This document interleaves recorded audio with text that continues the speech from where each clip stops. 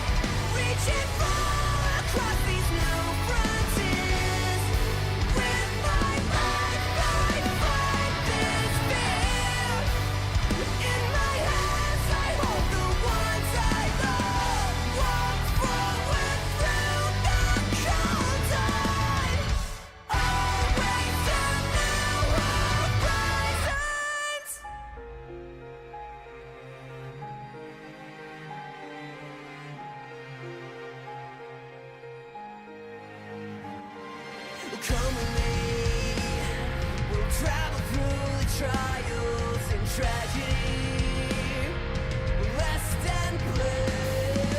Can you hear the spirits shout, the secrets in their melodies?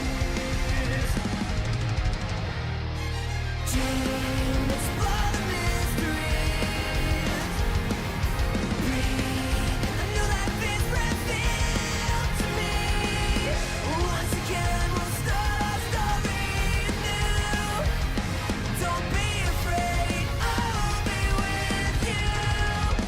I'm here, reaching far across these new frontiers. With my life, my faith is fear. In my hands, I hold the ones I love. Walk forward through the cold tide. Always a new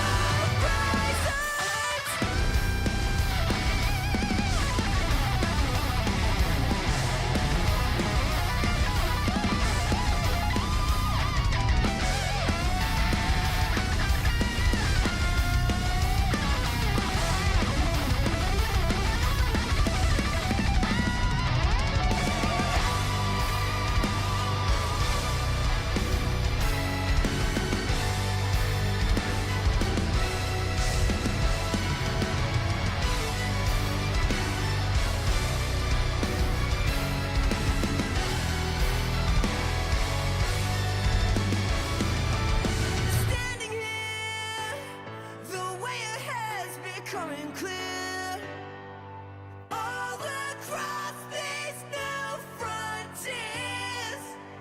In my hands, I hold the ones I love. Walk forward through the cold tide. Always a new horizons.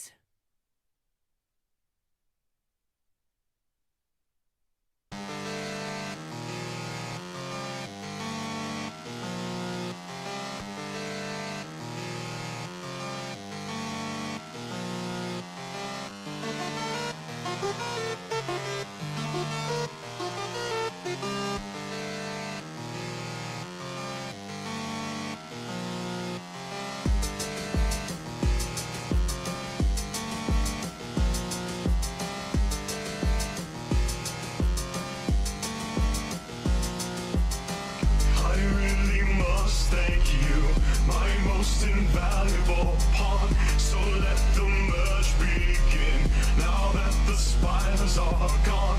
With the core in my hands, reality shall collapse, and my eternal reign will stretch beyond divine grasp. So fade away and return to nothing. Your strength is great, but you're no match for me, no.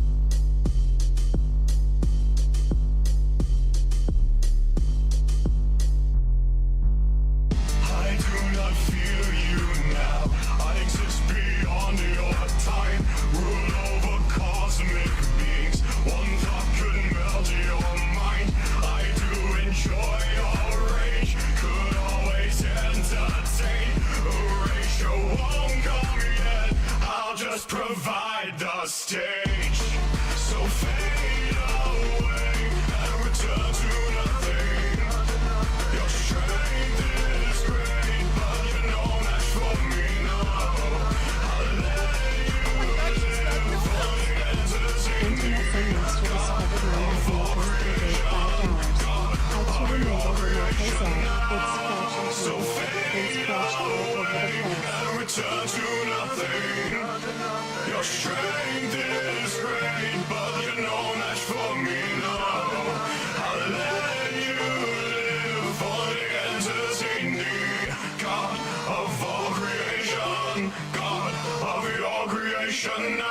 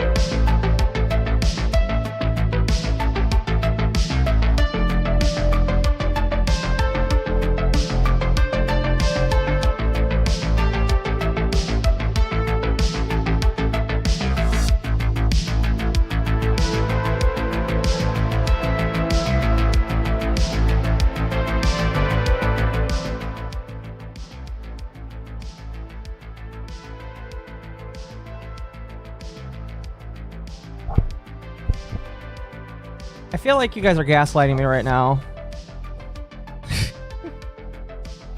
I unironically feel like you guys are trying to gaslight me right now. It's normal. My chat's gaslighting me. Oh my gosh. I feel like I'll need a therapist at the end of the day. Oh, I might actually hurt my... No, I'm just kidding. I might actually get hurt because of my chat. Oh my gosh. Trying to make me think something I'm not.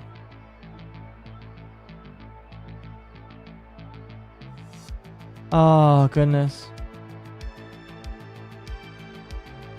Am I gonna do more VTuber podcasts? Yes. Yes, I am. Thank you for the re-up. Here's the problem with the music I'm playing right now. I really love this website, but it's kind of hard to adjust the music. I just need to download the discography and just play this music from my computer because I can't adjust the audio on the website. It's fantastic music, though. You guys should go follow Carl Casey, White Bat Audio.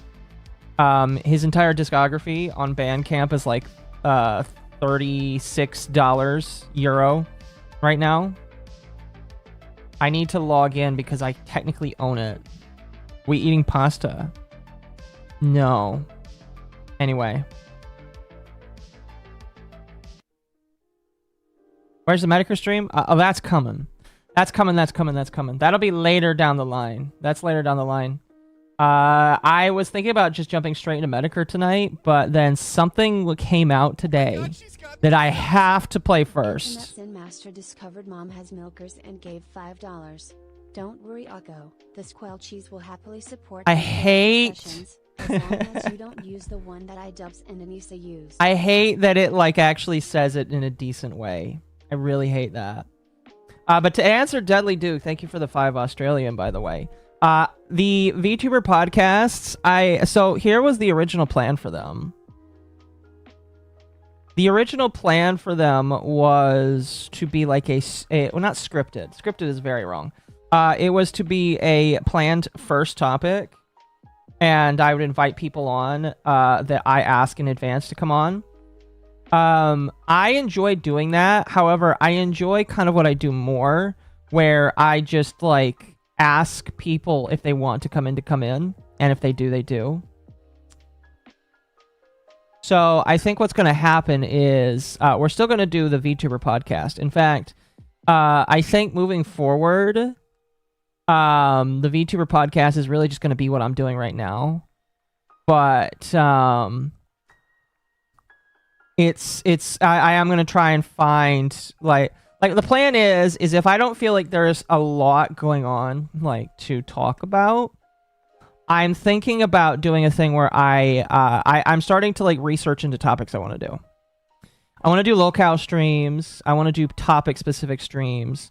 And I want to do a lot of other streams. I really liked the VTuber podcast because it allowed for conversation to flow. And technically it still flowed when we did it yesterday too. The big difference is kind of just I didn't actually plan a whole lot of yesterday. I kind of just had one or two things I wanted to do, and then it just kind of happened, you know.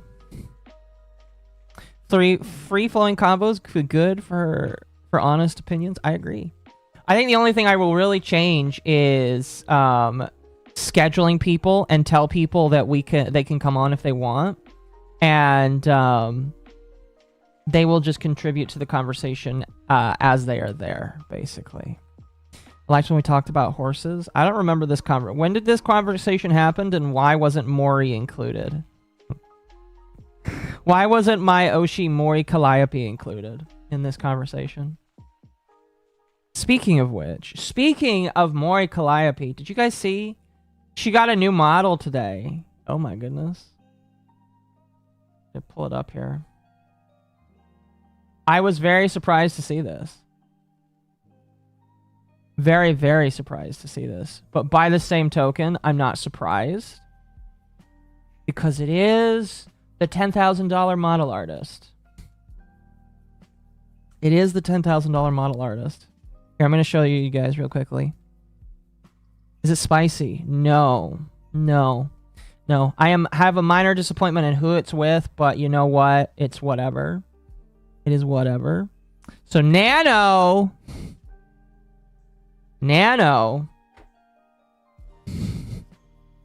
drew Mori's 5-year model.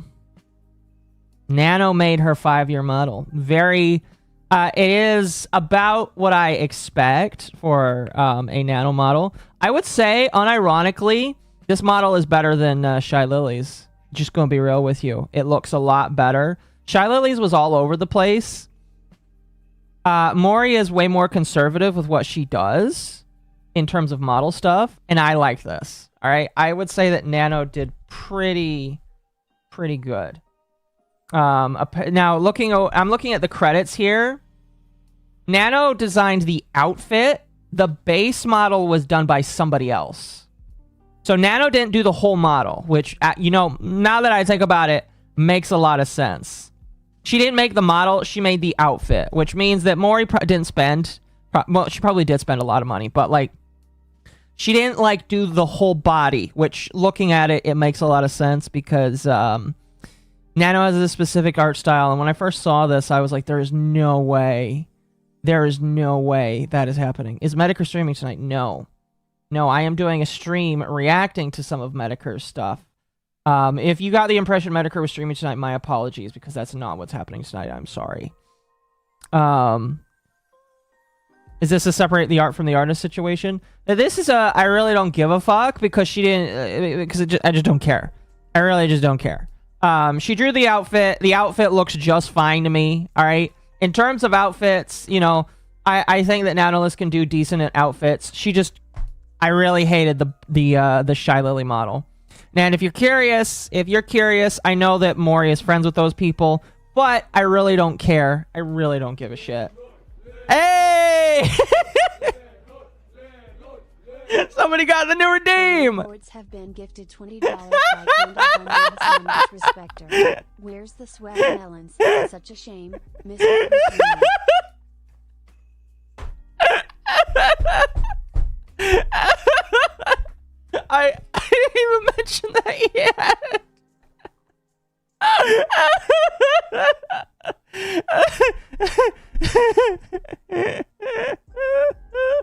haven't even mentioned yet that that exists. But thank you.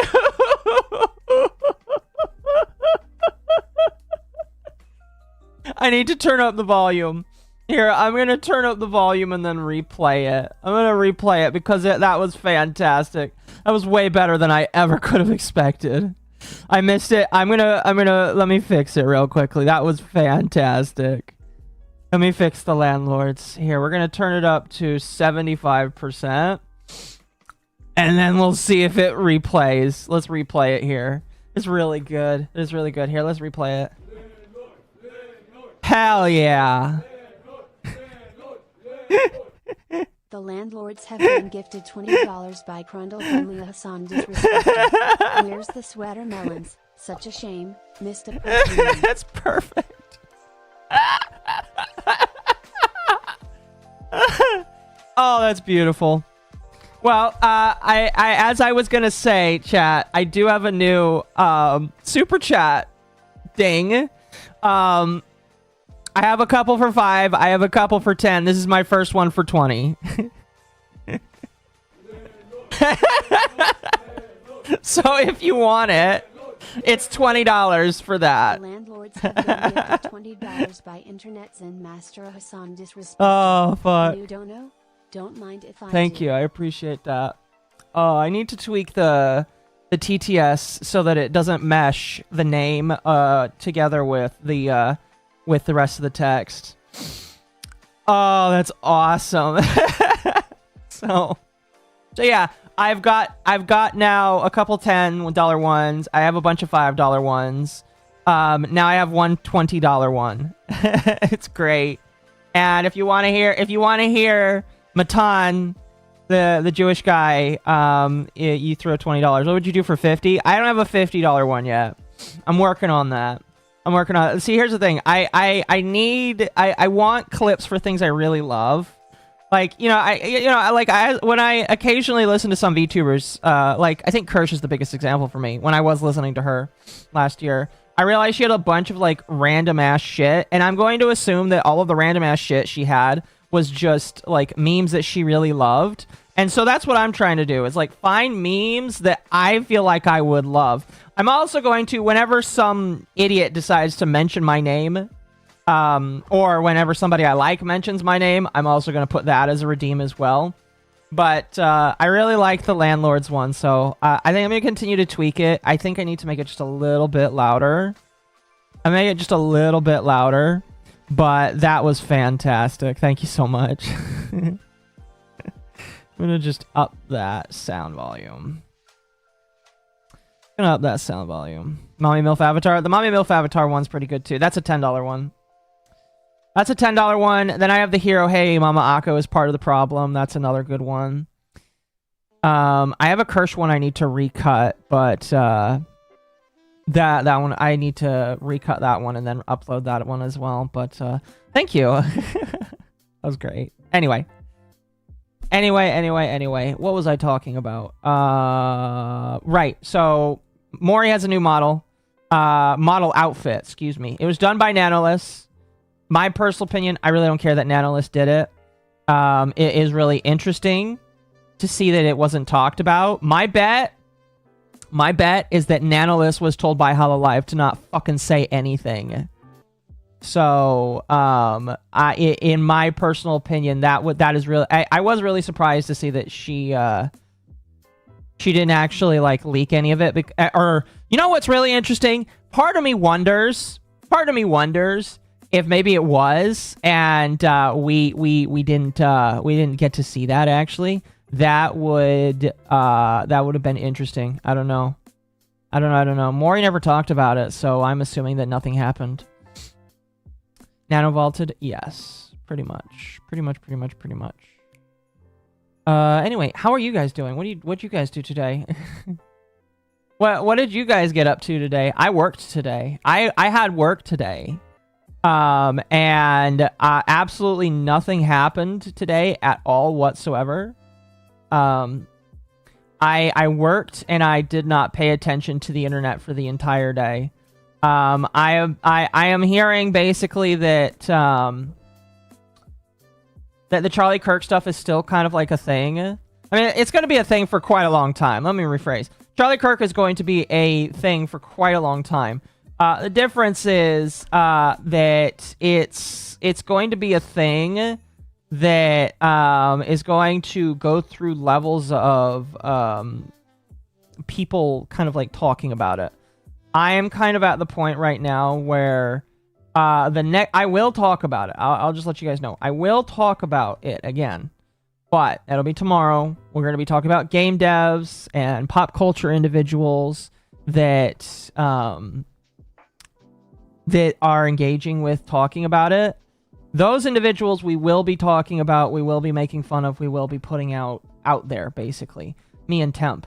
But that is tomorrow. And then after that, there really isn't a whole lot more that we can really say, me and Temp. And to be honest with you, a lot of people can't really say much more about it. And in my personal opinion, even though I do think it's important to talk about this kind of stuff, there is going to reach a point where people are going to be like, okay, listen, I agree. I agree that, like, this whole thing is shit. But, like, there reaches a point where it gets to be... grifty isn't really, like, the wording I would use, but it reaches a point. It reaches a point, and I'm just like, okay, we're gonna calm it down. We're gonna chill. Like, obviously, like, we're still going to be paying attention to it. I'm not going to say that we won't pay attention to it. What I will say, though, is there reaches a point where... thank you for the Wolf 5. Spain sent $5 Much for more appreciated. hats. Nothing much. I hung out with friends, ate with family. Oh, that's and good. celebrated my birthday. Happy birthday, Oh, by and the way. Watching Sin City. I forgot how good this movie was. Happy birthday. Everybody, if you have the opportunity, say happy birthday to Wolfsbane. Wolfsbane's a nice contributing member of the group. He's, I've seen him come in and out, do a lot of good stuff. He likes to play around with AI, so, you know, thank you. Cinder's birthday is tomorrow. Ooh, that's interesting. That's really interesting. You know, maybe Cinder, you know, chat, she's not said anything. And I'm not like a simp or anything either, but it would be really interesting if Cinder decided to wildly and magically come back tomorrow. How crazy would that be? How crazy would it be if she decided to come back tomorrow? Would you celebrate? Would you be okay with that? I'm curious. I'm curious. I don't know. Brain. I had a thought and then it disappeared. But but yeah, her birthday's tomorrow. That's really interesting. I have not really, like, after everything that's kind of gone on, I've kind of stopped paying attention. My thought process now is just kind of like, it'll be interesting to see what happens, to be truthfully and honestly. It would be interesting to see what happens. No idea what to expect, personally. That is going to overshadow everything for a while. Cinder won due to Charlie Kirk. I mean, who knows? I don't know. Who knows? I don't know. But, From Mama Oka. thank you for the 5. Festiva sent $5 for more hats. Hitting a nice internal downward spiral arc. Following all of this news can't be good for me, but I fail GR. Well, I will say this. Thank you. Thank you for feeding the landlords. We got to feed the landlords. Been gifted $20 by Internet Zen Master Hassan. Very much After appreciated. checking the latest news on Kirk, not to sound like Hassan here, but the stuff we're finding out about the Pew Pew Man is so on the nose it's almost comical. Still laughing at furries catching strays though. Indeed. Here's what I will say with the Kirk stuff. Apparently, we now know that the individual in question, like, was dating a trans individual, which I really don't care. That's one of those things where it's just like, okay, you know. But a lot of people are, like, taking this to be a real big serious deal. I just don't care, personally. I don't think it like is hyper relevant. But that's just me. My thought and opinion is it really depends on what the other person was doing. What, like, I don't know. I have something to show you.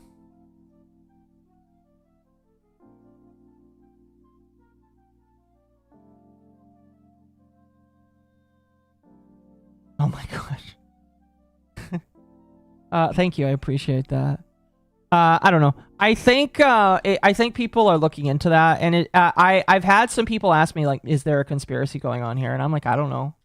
Possible. It's possible. But I think, like I said, this whole thing is like slowing down. After it's, I expect, here's what I kind of expect to go on. I expect it to slow down. I expect a lot of people to give sentiment towards things, and a lot of people to say that they're obviously very devastated, and that they obviously are upset that what happened. And then after that, I'm going to be real with you guys. As much as I want to not believe the black pill, I do think that, like, little is going to be done, unfortunately. I don't really like saying that, but I mean, like, there's a possibility that Trump could come out and do something. I don't know. What is he going to do that's legal, I guess you could say, other than just saying that he's upset that this happened, and that people...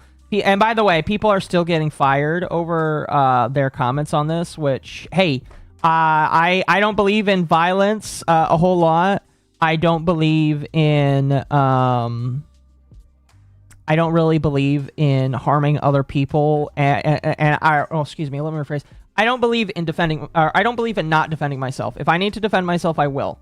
But I also don't believe that glorifying the death of other people or wishing for the death of other people aligns with the First Amendment. So if people get fired from glorifying this guy's death, well, you kind of get what you deserve. You know, people may not want to work with you. That is kind of like a job issue, so, you know, I don't really feel bad for you. This is why, they say, chat, this is why they say no politics at work, all right? No politics at work, and no religion at work. This is also why they say you probably should be careful with what you say on social media, you know? This is why I don't try and glorify the violence of anything. That's why I've always said I'm a peacemaker, all that kind of shit. Anyway, so that's kind of happening, and yeah. Outside of that, I am not entirely sure what else is really going on. Defend yourself, that's valid. No, yeah, I don't believe in openly trying to go after other people. I believe in defending yourself. Now, defending yourself can mean a couple of different things to different people. My view is if you are forced to violence, the other party better make sure that they're ready for whatever the fuck happens, because that's not a good idea. I'm one of those people where it's just like, I am very slow to violence. I'm very slow to want to do anything of that kind of sort. But if you force me, I just might respond. And I really don't want to. It's kind of like a sleeping bear, kind of. Oh, what do they call it? Like the Russian bear, not the Russian. Yeah, no, yeah, the Russian bear or something. Russian bear is always sleeping or something, and as long as you don't disturb it, it'll be just fine. But once you wake him up, you better be fucking ready to run away, because he's gonna be a massive bitch to you. So that's kind of like my philosophy is, I am a live and let live, but the moment that you disturb the peace to a point where everybody's fucking upset, then I probably will not have sympathy for you. If your boss calls you up and says, hey, did you glorify violence? I can't really employ you because you glorified violence, and then you get let go from your job. Sorry, I just like, and you know, Lumi did a stream last night talking a little bit about that, but my opinion is kind of just like, you shouldn't glorify this kind of shit at all. Landlords have been gifted $20 Thank you for that. Hassan disrespecter. This is why we need a feudal monarchy. This stuff never happened in 1300 AD. 1300 AD. Well, thank you for that. I appreciate that. Not about to serve a king. Yeah, I'm not really for a king or a monarchy. I just think, here's the thing. There's a lot of things that politicians are very scared to do because you don't want to be the first. As I understand it, a lot of politicians don't want to be the first to do something. Because if you're the first to do something, some people will look at you kind of wonky like. Is kind of like the idea I'm getting. So I am of the opinion that you are not going to see a lot done until some politicians decide that they just want to take some steps, you know? I mean, like, I heard that politicians were deciding to, like, take, quote-unquote, the nuclear option the other day. And because, like, Trump has not been able to confirm any of his people in his cabinet. So, I guess Senate Republicans decided to take the nuclear option so that he could actually do that. I don't know very much about that, so I'm not going to comment on it. I just know that, like, my knowledge of the government is if you are the first politician to do something, people tend to hate you, basically, or not look upon you favorably. So a lot of politicians don't do things in favor for just the status quo. But if they're kind of forced to do something, then they will, is kind of the understanding I'm getting. So we'll see. Right now, I, again, am of the opinion that nothing will happen. You know what I mean? Maybe that's just pessimistic of me. Maybe that's just me choosing not to... I don't know. I guess as a fellow chud butt, I'm not really very... I'm just waiting to see anything happen, basically. Anything. Kirsch got death threats for saying mocking Charlie's death was wrong, and one guy even came directly on Twitter and told... I heard about that. I saw... somebody sent me a clip of her yesterday because she was talking about... She was talking about a lot of shit that's been going on. It's kind of hard to watch other creators cry, in my personal opinion. So I didn't really watch it. But it wasn't very fun to listen to, in my personal opinion. I'm wrong. I mean, if I'm wrong about how the government stuff works, then fair enough. It's just my limited understanding. There's going to be a ton of job openings. Oh, there is going to be a ton of job openings. I've heard that there's almost 1,000 people that have lost their jobs due to this. And again, you know, if you advocate for the death of a guy who, and I haven't, again, I didn't really watch Charlie Kirk. I didn't really, like, pay attention to him. I knew he existed. I knew he was like Crowder. Him and Crowder, basically went out to debate people, and I had a lot of respect for that because it's just like that's a very terrifying thing to do. So I respect him and Crowder for doing that, even though I think Crowder's a bit of a... I got thoughts and opinions on Crowder, but it is what it is. But like again, today I called my mom today and was talking to her about it, and she was like really bent up over it. Cause like she told me, she's like, oh, I don't even watch him. I didn't really know a whole lot about him. And she's like, but I'm really terrified that, like, you know, she knew that he was like a moderate, or like not super duper political. And she's like, if he is being targeted, what is that supposed to tell me, basically?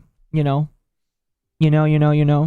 So, yeah, I'm gonna be honest with you. I really had a hard time listening to Kirsch cry, because, you know, as somebody who kind of walked onto the scene and saw her and kind of defended her during the dev shit, you know, Kirsch is a very resilient individual, in my personal opinion. It's kind of hard. Now, I'll be honest with you, she's probably been, like, feeling it a little bit because of everything that's been going on. She's had a really shitty year, man. All right? I may not agree with everything that she talks about and all that shit, but I recognize and look at how she's been treated, and it's just like I can't fathom that. I imagine that she couldn't fathom that either when, it started happening to her. But, like, I can't imagine fathoming the fact that so many people are just, like, acting like that.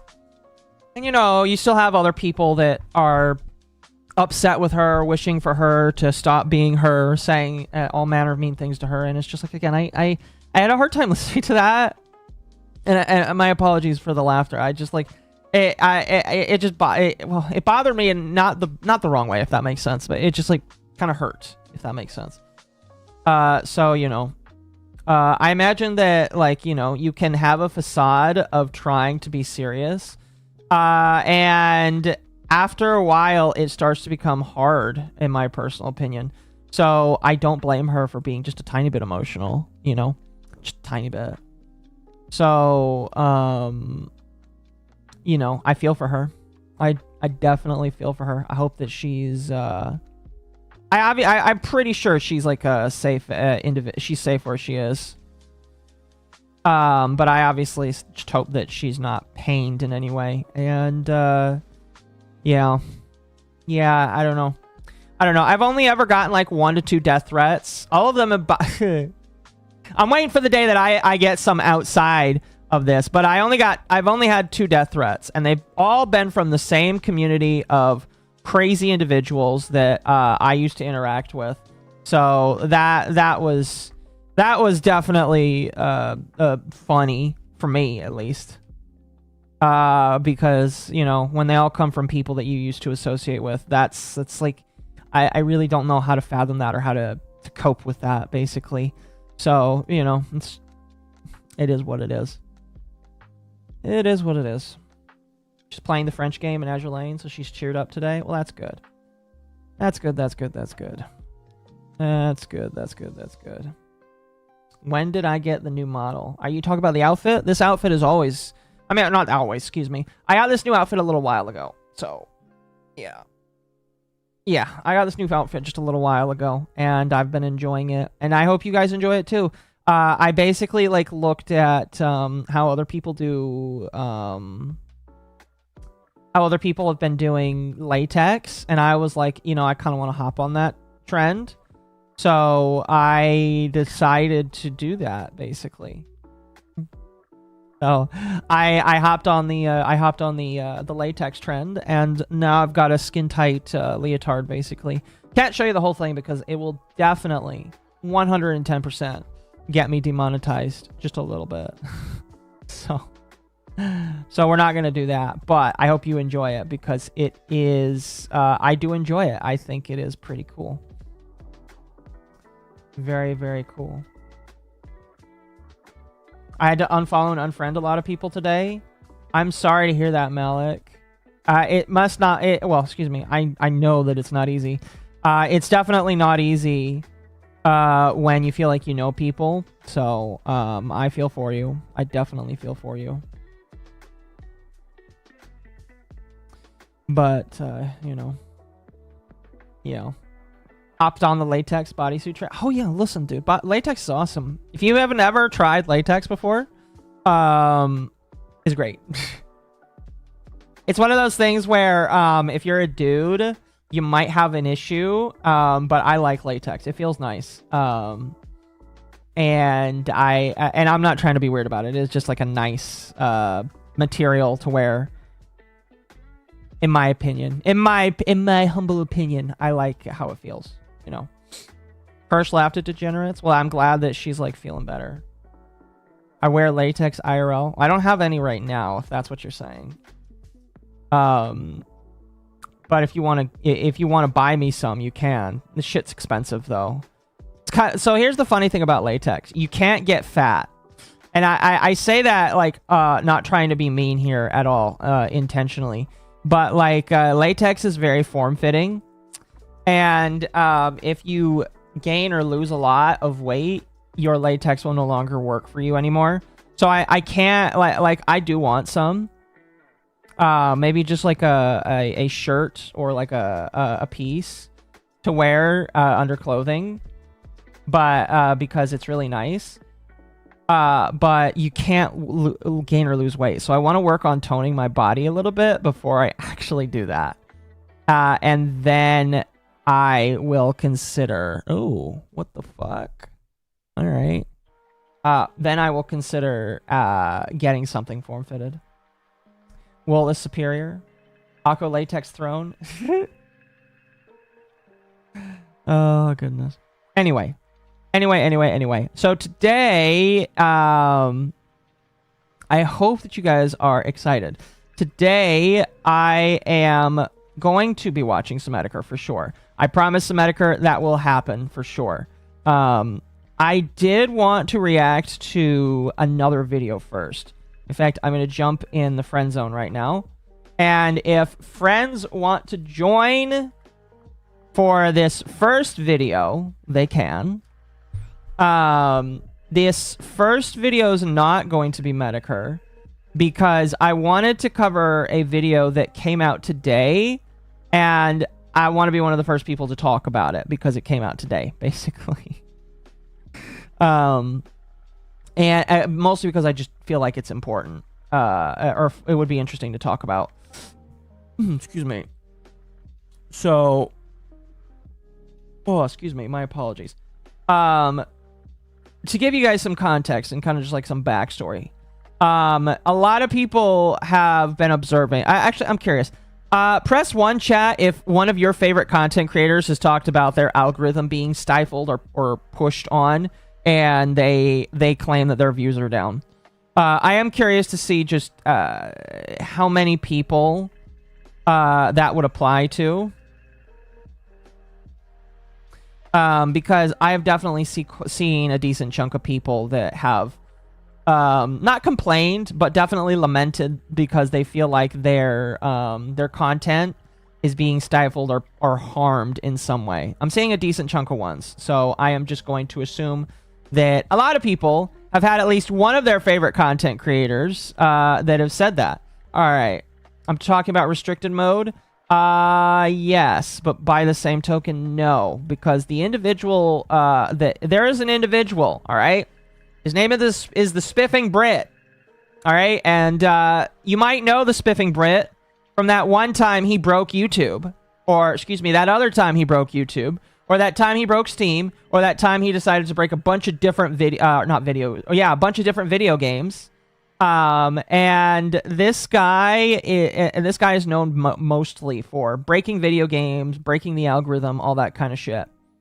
Well, he decided to throw his hat into the ring of talking about the YouTube algorithm.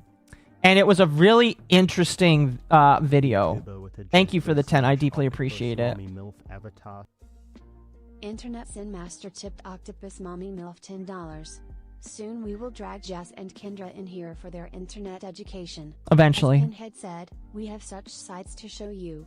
But first, Spiffing Brit. From Mama Oka. I appreciate that, yes. Libertarian sent $5 for more hats. I'm giving them time to get home and do their stuff. Super chat should be Bull doing a villain laugh while shaking a bag of shekels. You know, I could do that. Maybe. Jazz says he's on his way home. All right, perfect. So when he gets home, we should be able to start the Metokur stuff by then. I also want to make sure that Kendra gets in here as well. I'll ping her in a little bit. But, so yeah. So, Spiffing Brit. Let me actually... Here, I need to... Well, we do have more Minecraft in the background, by the way. I hope you guys enjoy. I've been rebuilding my Minecraft stuff, and I'm going to be jumping through stuff. But here, let me bring up the channel. This is the Spiffing Brit. You guys might have seen this man's channel once or twice. Maybe watched one of his videos. This man is very notorious for being infrequent, but when he uploads a banger. And most of his videos are breaking the YouTube algorithm, or breaking the algorithm or the game in other places. Sometimes he's just playing normal games, but for the most part, this man just breaks whatever he touches. One of my favorite videos from this guy is when he beats like Skyrim Oh, it was either like in peaceful mode or without like killing anybody, and it was awesome. But this man likes to do his challenges in video games, and it is amazing, and I love it. And he just does a lot of crazy shit. Well, one of the things that he's well known for is talking about the YouTube algorithm and how broken the YouTube algorithm is. And he made a video about the YouTube algorithm today because, and this video is like really what caught my eye. His video is called "You Are Wrong About the YouTube Algorithm." So, I will tell you, I did preview some of this. All of it, actually. I did preview this, all right? I'm going to share it with you. I'm going to give my thoughts and opinions on it, all right? I would, excuse me, I will tell you right now, I feel like he's probably a good chunk right. I feel like he's potentially wrong, but I feel like he, I feel like he doesn't have the entire picture. I feel like he doesn't have the entire picture. So, we're going to watch this first. This will be the first main topic of today. I am going to be watching it on 1.25 speed. Because, yes, I am going to be watching it on 1.25 speed. That's the wrong button. There it is. He actually did a video about playback speed, by the way. Fun fact, if you really want to drive up my watch time, but this is not something you are required to do, but if you want to drive up my watch time, this guy showed how you do it. All you got to do is watch the video on like 0.5 speed. Like if you go to the playback, put it on 0.25 speed, you are going to quadruple my watch time. I think that this man is kind of crazy, and I love it. But anyway, we're going to watch this video. I've got Minecraft in the background, and I'm going to give my thoughts and opinions on it. Like I said, I did listen to it. I told Mizu what I thought about it. We're gonna make it amazing, and you guys will tell me if you agree or disagree with him here, because again, like I said, I think that some of it he gets right, some of it I think I'm a little bit in the middle on, you know. Now I'm on 1.5. Hold on. Did I get it wrong? Hold on. No, it's on 1.25. No. We're good. We're good. Let me make sure, by the way, I think I missed one. Yeah, I missed. Let me get these super chats in from the beginning first. Internet Zen for 5. I remember when Akko said it's squelching time and squelched all over the place. I do not recall that, sir. I'm sorry. Sorry, I don't remember that, but thank you. And then Crundle Bundy for 7 months. Oh no, I'm going to ink. Oh no. Let's make a 12-hour topic about something interesting. Yes, pretty much. Pretty much. So yeah. I will... Here, let me make this a little bit bigger. Perfect. So his video starts off by saying creators featured in the video are respected by the Spiffing Brit, and he means them no ill will when he pokes fun at their videos. Do not harass these creators or even hold any of what is discussed against them. So he's starting off by saying no harass, please. And I will also say no harassing the Spiffing Brit. I actually really like the Spiffing Brit. He's one of the few British people that if I were to meet any British people, he would be one of the ones that I would be okay with probably meeting. Although I probably wouldn't, because I don't like meeting my my content creators I like, because they typically piss me off. So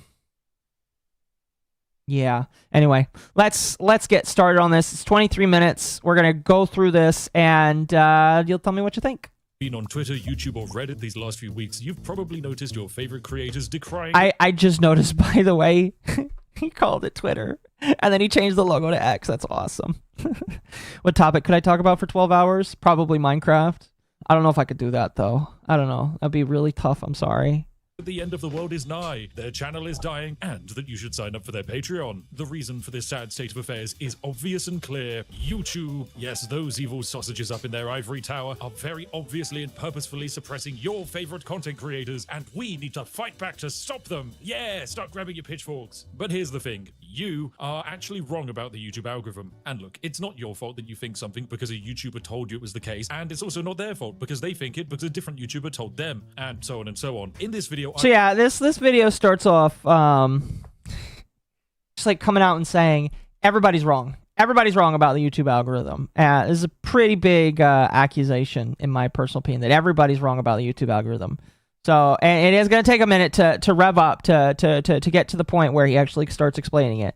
But yeah, he's coming out the gate and saying everybody's wrong about it, basically. I will explain why your favorite YouTubers are wrong, why they have reached their conclusion that their channels are dying, should they still panic, and what is actually going on with the YouTube algorithm. So let's get introductions out of the way. I am the Spiffing Brit. I have been on YouTube for over a decade and seen the rise and fall of many channels and the gradual changes of the algorithm. I even helped facilitate some of those changes by breaking the systems YouTube gives us. And you are, of course, a viewer. On average, you are probably in your early 30s and enjoy drinking tea. I do, by the way, like his analysis. The analysis that he does is really good. Who does the algorithm work for? First question to ask. Oh, that's beautiful. That's beautiful. That's beautiful. Oh, and you are almost certainly a dude. Yeah, my community's a real sausage fest. But with that out of the way, let's dive straight into this video. So in the last few weeks, creators have been making a lot of fuss about their channels dying. I would say this trend hit mainstream with this Linus Tech Tips video titled "Our Views Are Down." In this video, okay, I'm curious because I know Temp sent me this video. Can I bump the volume? I can. Boop. Did anybody watch Linus Tech Tips' video on this? Because Linus was like one of the first biggest, like out of all of them, I'd say that Linus is definitely one of the biggest. But he was one of the first ones to come out and say our channel is being harmed or our channel is like being like not pushed in the algorithm. I'm curious to see if anybody actually watched that video because I watched a brief clip of it, but like I really didn't watch a whole lot of it. Linus is huge, yes. The thing that's the other thing that's really crazy. If Linus says that he's having a problem with his channel, then there's probably a problem with YouTube, and I think that's probably why people took it so seriously, I would say, because Linus did say, oh my gosh, my channel is suffering, basically. So I am curious to see if anybody really found that out. The fact that everyone's saying their channel's dying is because YouTube turned on restricted mode. No, it is not restricted mode. It's 100% not restricted. He actually talks about that in this video, 100%.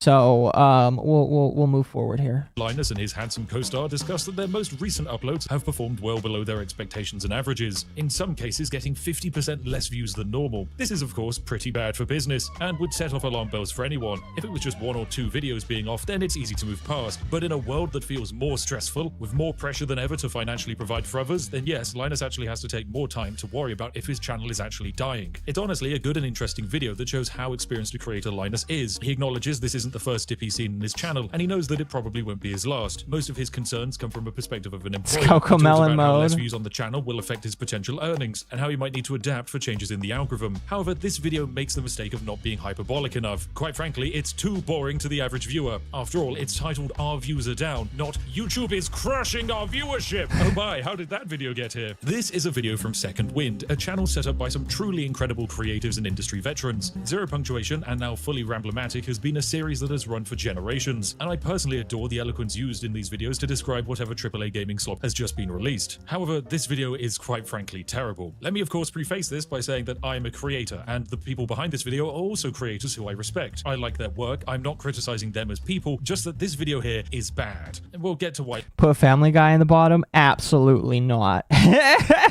Absolutely not. How long have I been playing on this world? 5 years. About 5 years. Later, but first, what are their actual complaints? In the video, Yahtzee explains that their most recent videos are not performing well in comparison to previous ones. The reason is not the videos themselves, it's actually something entirely different. They believe that it is because YouTube is not actually serving the videos, and it's all thanks to this thing here, YouTube. Okay, somebody brought up restricted mode. He's going to talk about restricted mode here. Restricted mode. Actually, no, I think he's gonna... No, yeah, I think he is gonna talk about restricted mode here.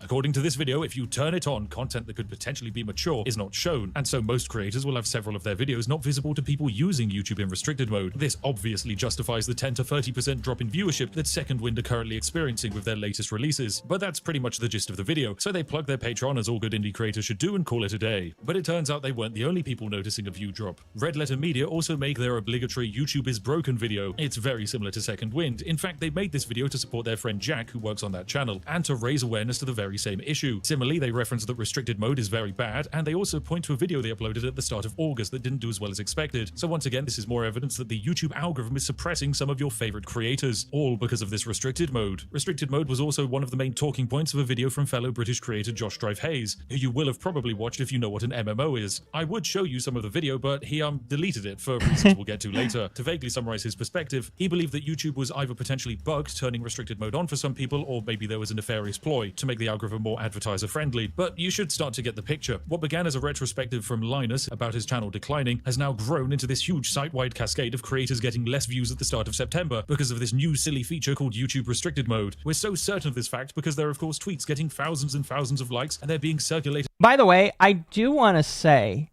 and I promise that there will be more pausing as time goes on. I'm only letting it play through now because there isn't much that I could really add to this preamble here. But he is 110% right. There are so many creators on YouTube. A lot of VTubers have, and a lot of other people have, that have just been coming out and saying, this is happening and we are worried. So I do like a lot of creators have been just like freaking out over this. And it's been kind of crazy to watch, basically. He's making the same point I was making. I didn't say the other half. If everyone says it, then it wasn't a thing. Oh, I don't think you're the only one that said it, but fair enough, fair enough. Have I ever played hardcore? No, because I'm a sissy and I'll die. Around like hotcakes. Creators on all platforms and private forums are talking about this, and this in turn creates algorithmic demand, so you have creators making response and update videos and speculating about their own analytics, repeating this cycle and cementing that this new algorithm update in September is the end of YouTube as we know it, and that it's probably caused by an AI restricted mode thingy. My goodness, ladies and gentlemen, brace yourselves. I think we found the root cause of the problem with the YouTube algorithm. So yes, some of you might have seen this coming. It's not actually restricted mode. The thing I've seen most creators blame is not even remotely the cause for downturn in viewers. For a start, I don't even think most people know what restricted mode is. It's a feature that wasn't added in September. It's a feature that wasn't even added in August. It's been a part of YouTube since probably before you started using the platform. It's a feature that exists to restrict potentially mature content from being shown. Its sole purpose is so that places like schools and libraries can have access to YouTube. I do like the the restricted mode is not the imposter. That is awesome. That is really awesome. I like your house. Oh, this is an underground base, but thank you. I like building underground bases, actually. Shadowversity says, is YouTube partially showing videos with little views instead of what you actually want? I have been seeing that a little bit recently, but I also know that I've been seeing a lot of videos from younger creators because on my personal account, I subscribe to myself. And because I subscribe to myself, I see my videos a lot more. Or I see videos that are in like the same range. So it definitely could be that YouTube wants to show you videos that are in a similar range, basically.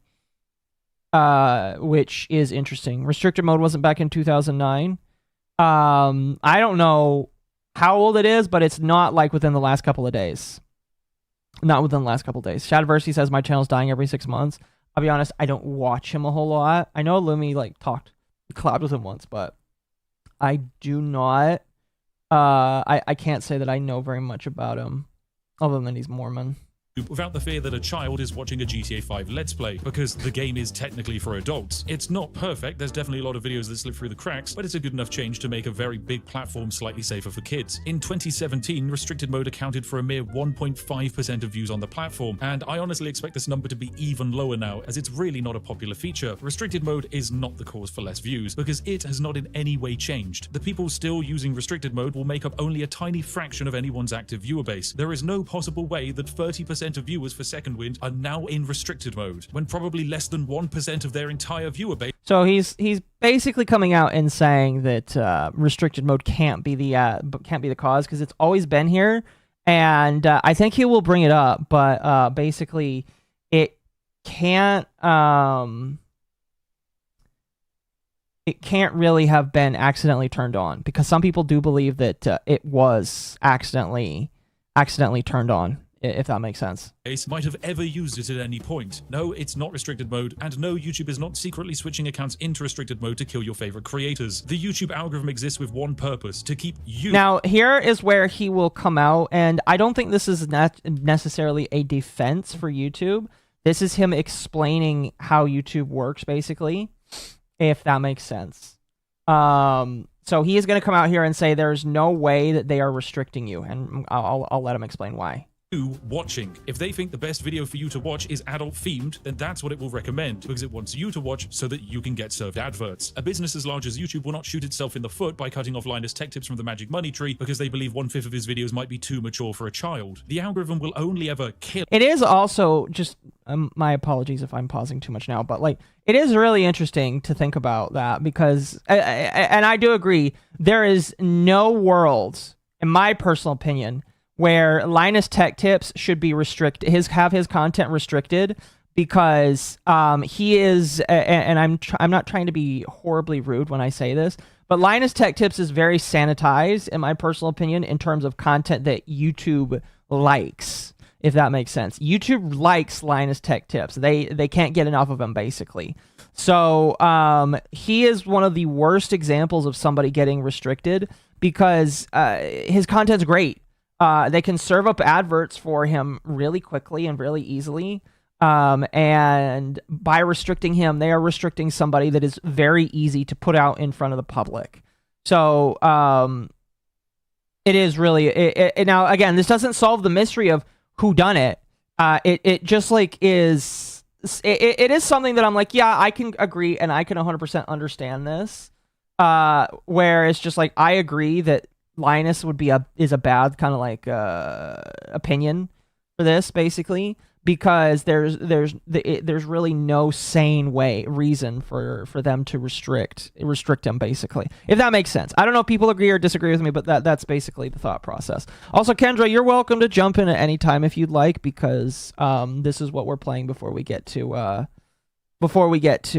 Metokur, and I know that Jazz still needs to come home, so a channel, so to speak. You can come in if you'd like at any point. If it genuinely can't find anyone interested in watching that video, and given how big the internet is and how much YouTube is continuously growing year on year, I think that would be quite an achievement. But I won't argue that views aren't down for these creators. All of these creators are concerned about a genuine thing that is affecting their channel. So no, I won't lie and say that your channel is actually performing at the exact same level as it was 2 months ago, but you're probably lying to yourself and your audience if you're blaming restricted mode. I mean, even in the videos creators made exposing restricted mode, they would still have videos that performed incredibly well that were actually hidden in restricted mode. Surely if it's hidden, the algorithm would mean it performs well below your average. But of course, thanks to everyone blaming restricted mode, these clear obvious points were missed, as it's so easy to blame YouTube, which makes sense because we see YouTube regularly age restrict. Now, that is another interesting point. And I'm not going to really blame any YouTuber that either overlooked this or didn't realize this, but and I did look at this when I was having my lunch break at work.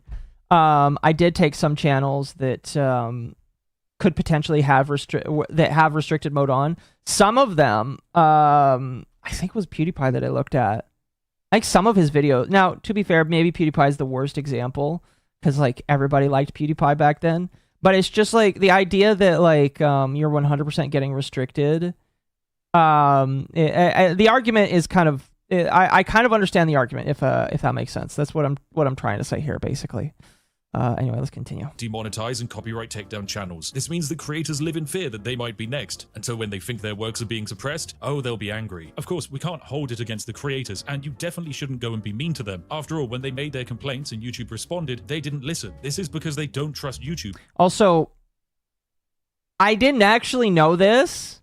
I guess YouTube came out and said, by the way, you guys are wrong. Restricted mode is not on by default.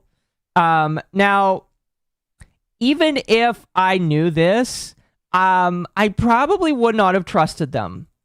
And the reason why is because I don't really trust YouTube a whole... I love you, YouTube. Love you. Please don't get rid of my channel. But I don't really trust YouTube a whole bunch. And I don't think a lot of content creators trust YouTube a whole bunch either. He's going to talk about that too here. And any public source that comes from them, because, well, they're an inconsistent mega corporation. They tell you you're getting a human review, and let's be real, it probably isn't. YouTubers mostly trust each other, and so explanations that the algorithm is actually suppressing them, and then examples of data that go alongside it, feed into cycles that can scale to hyperbolic. Welcome. Whoa. Gonna resize you. Why is it making you pretty big? Hold on. I'm humongous. You are humongous. I was wondering if anybody got that. There we go. Movie group. I need to like just resize that, make it 200. There we go. Perfect. Hello. Hello, welcome. Here, I'll share this with you. Big Moose. Yes, chat. I don't know if you caught any of what we're listening to. I've been listening for the past, like, before you started, so Okay. I've been here the whole time. Okay, good. Hello. Just making sure that that you know before we jump into this, because I want to. If I didn't, I'd re-explain it. But yeah, so you've been listening to what he's been saying, basically. Yeah. Okay. It's restricted mode time.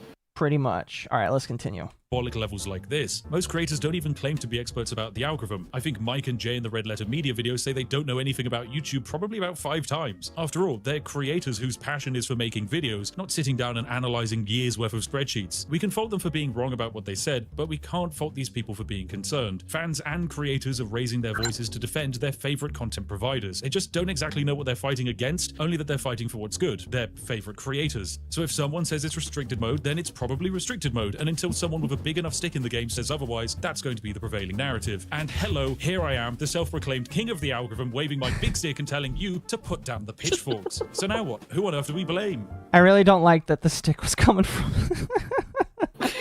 I really don't understand why people are blaming restricted mode, like, at all. Can I be real with you? I'm gonna be real with you, and again, he kind of talks about this. Yeah. It takes one person going viral saying that it is X, Y, or Z, and then if enough people listen, then it's just gonna leave like wildfire, basically. So I think that because like what was it?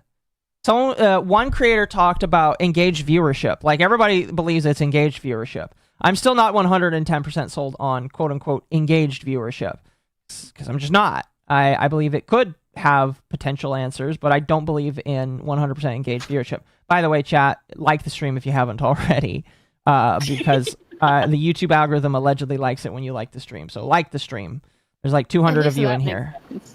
Like, what is it? At least like stream engagement makes sense because like it makes more sense. Stream engagement because it's like Twitch, right? Uh-huh. Like they want you to engage and you don't engage, you don't really, I guess, quote unquote, count. Like it's like when people rage bait in their comments and stuff like that. Like that brings in views, that brings in ads, that brings in money, blah blah blah. Yeah, pretty much. The hell? Anyway. But yeah, so it's just like I remember when everybody's like, "Oh, it's engaged views," and I'm just like, "Who said that?" And then they point to one. I think it was like the master of the TDS like that did that first. And then everybody kind of just followed after them, and it's just like I'm not saying I hate them or I think they're wrong. I'm just saying like they were the first one to bring it up, and then everybody else kind of just like took it at face value, and I'm just like, who else is anybody else like testing this? So I don't know. I do believe that like YouTube likes it when you like the stream more, because when you like the stream, YouTube is kind of like shown that people give a shit, basically. So Yeah. I kind of understand that, but like still, I'm not sure that that's like a massive change. At least recently. I did say that why would YouTube turn on an old feature that's off by default? I mean, it could be a bug. It 100% could be a bug, 100%. But I just don't think that that's the case. At least not right now. Even like when I had restricted mode on, it didn't really do anything other than like, I guess if anything, I got more political people in my thing, but that's about it. Yeah. And even then, that's not a lot. Thank you, user, for the follow. Fair enough. Here, we'll Yo, follower. Thank you for the follower. Let's continue. So if not restricted mode, there are a few other things I've seen creators blame for this decline. Let's start with shadow banning. This is the vague idea that a channel has been signaled out and suppressed by YouTube. This usually comes with the notion that the creator is... I do like that he had the suppression was a dude putting his foot on another person. Can I be real with you? I think shadow banning doesn't really do a lot on YouTube compared to something like Twitter, because it's like, okay, just do work on your thing and then get back in the algorithm. I do believe that shadow banning does exist to some extent. I just don't think it's as I think it's different than other people say it is. I think it depends on the current political landscape and whatever YouTube is told that is acceptable and is not acceptable. Yeah, I can agree with that. But that's just me. Hope I'm being repressed. I think it's. I mean, it's like, what is it? Like, it's like people always compare, like, because technically YouTube in some ways is a social media video sharing site now, and it's like on the one, it's like they're applying Twitter logic to YouTube, and because Twitter's doing it this way, that means YouTube's doing it this way. Oh, YouTube's doing it this way because Twitter's doing it this way, that means Twitch is doing it this way, and because Kick is doing it this way because Twitch is doing it this way, and then YouTube's doing it this way, and Twitter's doing it that way. Blah blah blah. It's just like, guys, yeah, these are different platforms. That's it. You need to or farm to get views. Fair. At least you are not being depressed. What? Chat, what? I should have known. I'll go, you depressed. I am very, very... I'm ultra depresso, I guess. YouTube are definitely gets marching orders. See, here's the thing. I can 100% believe that, but we don't have proof of it. Yeah. We just have feelings that it is 100% like that, if that makes sense. But let's hear what the Brit has to say. Covering non-mainstream ideas that the men in power don't want you to know about. Sometimes it connects to this idea that these videos don't get as many ads, and so YouTube doesn't want to show them. But YouTube's main goal is watch time, and the amount of ads placed in a video makes absolutely no difference on how much YouTube will push a video. It is with absolute certainty I can say that shadow banning doesn't exist. Quite frankly, none of... I'm going to be honest, I disagree with him. I 100% kind of disagree with him. I do believe that some kind of shadow banning exists. I just don't think it's like... I just don't think it's as much as some people say. And the reason why oh, go ahead. No, you go. Well, what I was going to say is the reason why I believe it exists is I've seen a lot of creators who channels when we're not in periods where a lot of people are suffering, I have seen creators where I don't see their videos or I don't see their stuff, and it's either shadow banning or they don't recognize how the YouTube algorithm works, because for those that don't know, YouTube does kind of have like a semi-algorithm for how you're supposed to upload videos and how frequently you're supposed to upload. And if you upload too frequently, like, it is kind of like a soft shadow ban because they only allow a certain amount of videos per day. It's kind of the same with Twitter. But like, again, I do think he's wrong here. I do think that some form of shadow banning does exist. I just don't think it's as like a big thing as I see some people on Twitter and YouTube complain about.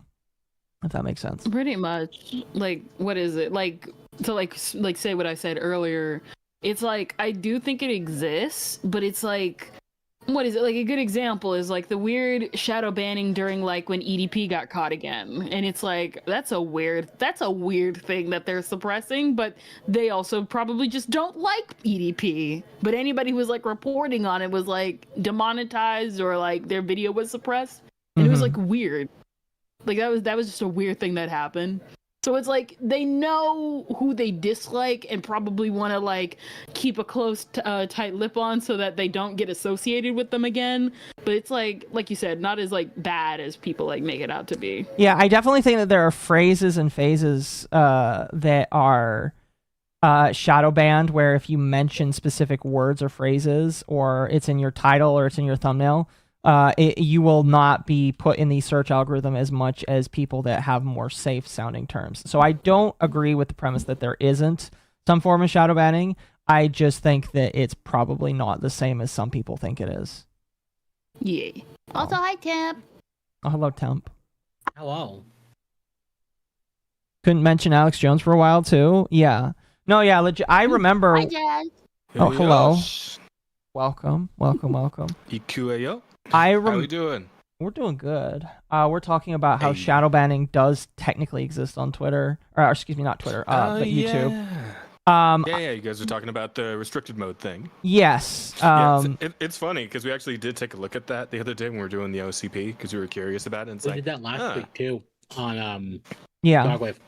Yeah, and Because I think it was what's the name from Side Scrolls. It was just like going through a bunch of different channels and like showing the effect of restricted mode. And like we went to our channel, and we went to like we looked at some of the videos that I did, like little short like essay videos I was trying to do that I have not been consistent with. I really want to be, but I'm just so tired all the time. And like half of those got knocked out by restricted mode. But then we went over to the live recordings, right, on the live tab.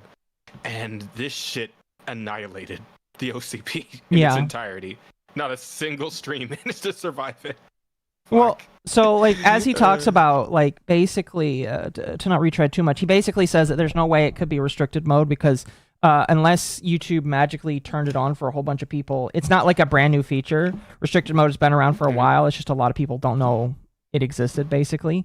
And so he also points out that there are some channels where they did show restricted mode on, and their videos still did fantastic that weren't restricted. So it's, I don't know. Like I do agree that like restricted mode is probably not 100% the answer. I did even like I guess has statistics showing that like restricted mode is used by like 1% of the people that use YouTube, and so it's just like I don't know. I don't know. Though I do get how something like this could happen because like we could avoid this whole thing and this whole like freak out about it if YouTube was just more transparent. Which they're general not, What is this and they're not events. going to be. So yeah, You're so saying people like will go how could and something like this happen? yeah, and if the answers aren't provided, then people are going to start looking for answers themselves, and whatever they find, they're just going to run with. Yeah. For the most part, Pretty that's how much. the internet works. I think just some dude, because like for something like this to happen, someone just probably like messed up a line of code, and then that's just it. Because that's usually how stuff like this happens. Like how when someone I can see that. updates a game, and then they update it, but what is it? When they don't check anything, like you remember when when planes like not crashed, not the planes themselves crashed, but so many databases like crashed and stuff last year. Oh yeah, I remember Just that. Yeah. some idiot probably just didn't properly check over the code, and then it crashed everything, and now people are blaming it. They're like, no, this didn't do that, but it was probably just some guy. Temp, Now it's our problem to deal with. You got something to tell us, Temp? I don't know. Anyway, let's continue the video here. But I think it's kind of universally like accepted that it's just like, yes, there is some kind of shadow banning. No, it's not the way that I think a lot of people think it is, especially if your name is the quartering. But I do believe that it exists, and there needs to be some acknowledgement that YouTube does like have some keywords, some phrases that are like removed, and if you have those as phrases in your videos, that you are less likely to be recommended, basically. So anyway, let's continue. Gotcha. It was especially enough for a platform this wait. big. YouTube cares not if you What? I just wanted to say hi, chat. I saw it. And especially you, TLA Productions. I saw you say hi to me specifically. Thank you. Appreciate that. Hello. Okay, sorry, guys. talk about the worst of humanity, or you have the most vanilla ice cream take possible. All they care about is watch time. But as a species, we generally follow the opinions of the herd, and so our viewing behaviors mirror that, leading to groups of viewers of niche topics becoming more enclaved away from the rest, just consuming content that is specialized for their niche, but wouldn't be attractive to someone looking from the outside in. Anyway, if not shadow banning, then what about hype? This is a hot new YouTube feature that we've been given, whereby small channels beneath... Has anybody seen the hype feature? Because I have not. No. I have not seen the hype feature. What is it? I got the weird diamond feature they're doing to copy TikTok, but that's about it. Yeah, I have not seen the hype feature whatsoever. I'm waiting to see it so I can pay my own... Because like right now, if you want to advertise on YouTube, you have to show your name or the name of your company. And since I'm incorporated technically under myself, I can't do that. So I can't actually show... I can't actually pay for ads, because I would be paying for ads to show my videos out to other people, because it's very useful. But the hype feature allegedly allows you to do that as like a fan, so I kind of want to do that as a fan. It's on mobile. Okay, hold on, let me look. Yeah, then that means it's probably a TikTok clone feature. Like I said, I got this thing called the diamond like thing to like interact with like YouTube short streams. I hate them. I hate YouTube short streams. But only the ones that aren't the Japanese just doing karaoke. Yeah, I don't see it, and I'm on mobile. Maybe I need to update the YouTube app on my phone, but I just don't see it, and I'm on my personal account. I've used it for videos on mobile. Maybe I just am not special enough. I don't know. Because I kind of... You gotta convert, Akko. Convert and become a shorts creator. Oh, you gross. Know you want to. Absolutely not. Absolutely not. 500k subscribers. Check trending. I don't want to check trending. I want to check my videos. They're made for small creators.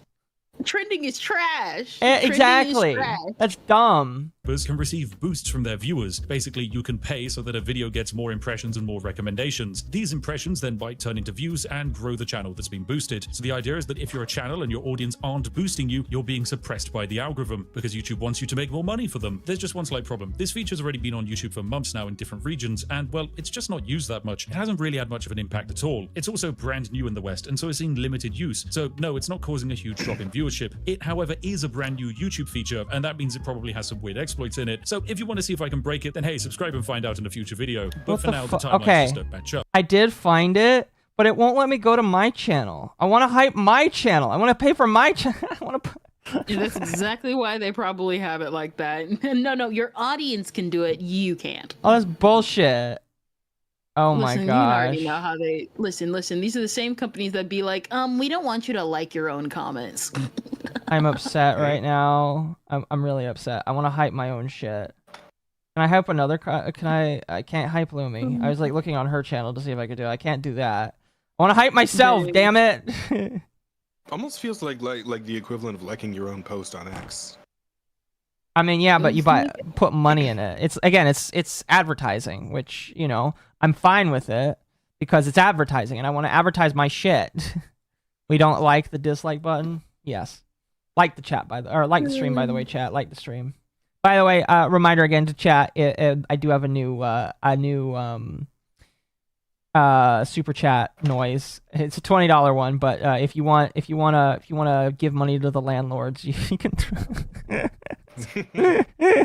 Anyway, let's continue. Hype is not the cause of this viewership decline. Another thing I've seen blamed is that YouTube has changed the way views are tracked. The idea being that creators are getting the same amount of real views, but perhaps the botted or duplicated views of previous videos have been removed. This was actually a very strong talking point of the Linus Tech Tips videos, and they're not without good reason. These changes do happen with YouTube, and in fact we've recently had one with Shorts changing to fit the TikTok approach to counting a view as seeing a single mere frame of a video, but it only affects Shorts and not normal videos. It's a change to display, not to the actual algorithm. I also know that no change has been made to the YouTube view counting and verification in the period that these create. Okay, so yes, he's like, oh, I don't believe that there's been a change to the algorithm. It's like, okay, understood, but a lot of people are saying that there is. That's another problem I have. It's just like, you're saying that, oh, I haven't seen a change. It's like, okay, you might not have seen a change, but other people probably feel like they have. That's the problem I kind of have right now. It's just like, I personally think having it be that they see that you get a view just for seeing one frame is a good thing for me.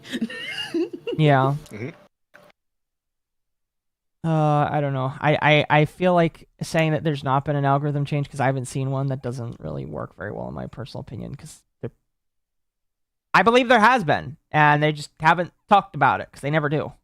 Creators are discussing. This confirmation comes from multiple sources that work at YouTube who know far more about this than anyone else on the planet. Okay, so all of those classic blames are out of the way, and yet we're no closer to discovering why the algorithm is seemingly suppressing creators and leading to them having less views. So, what do we have to blame instead?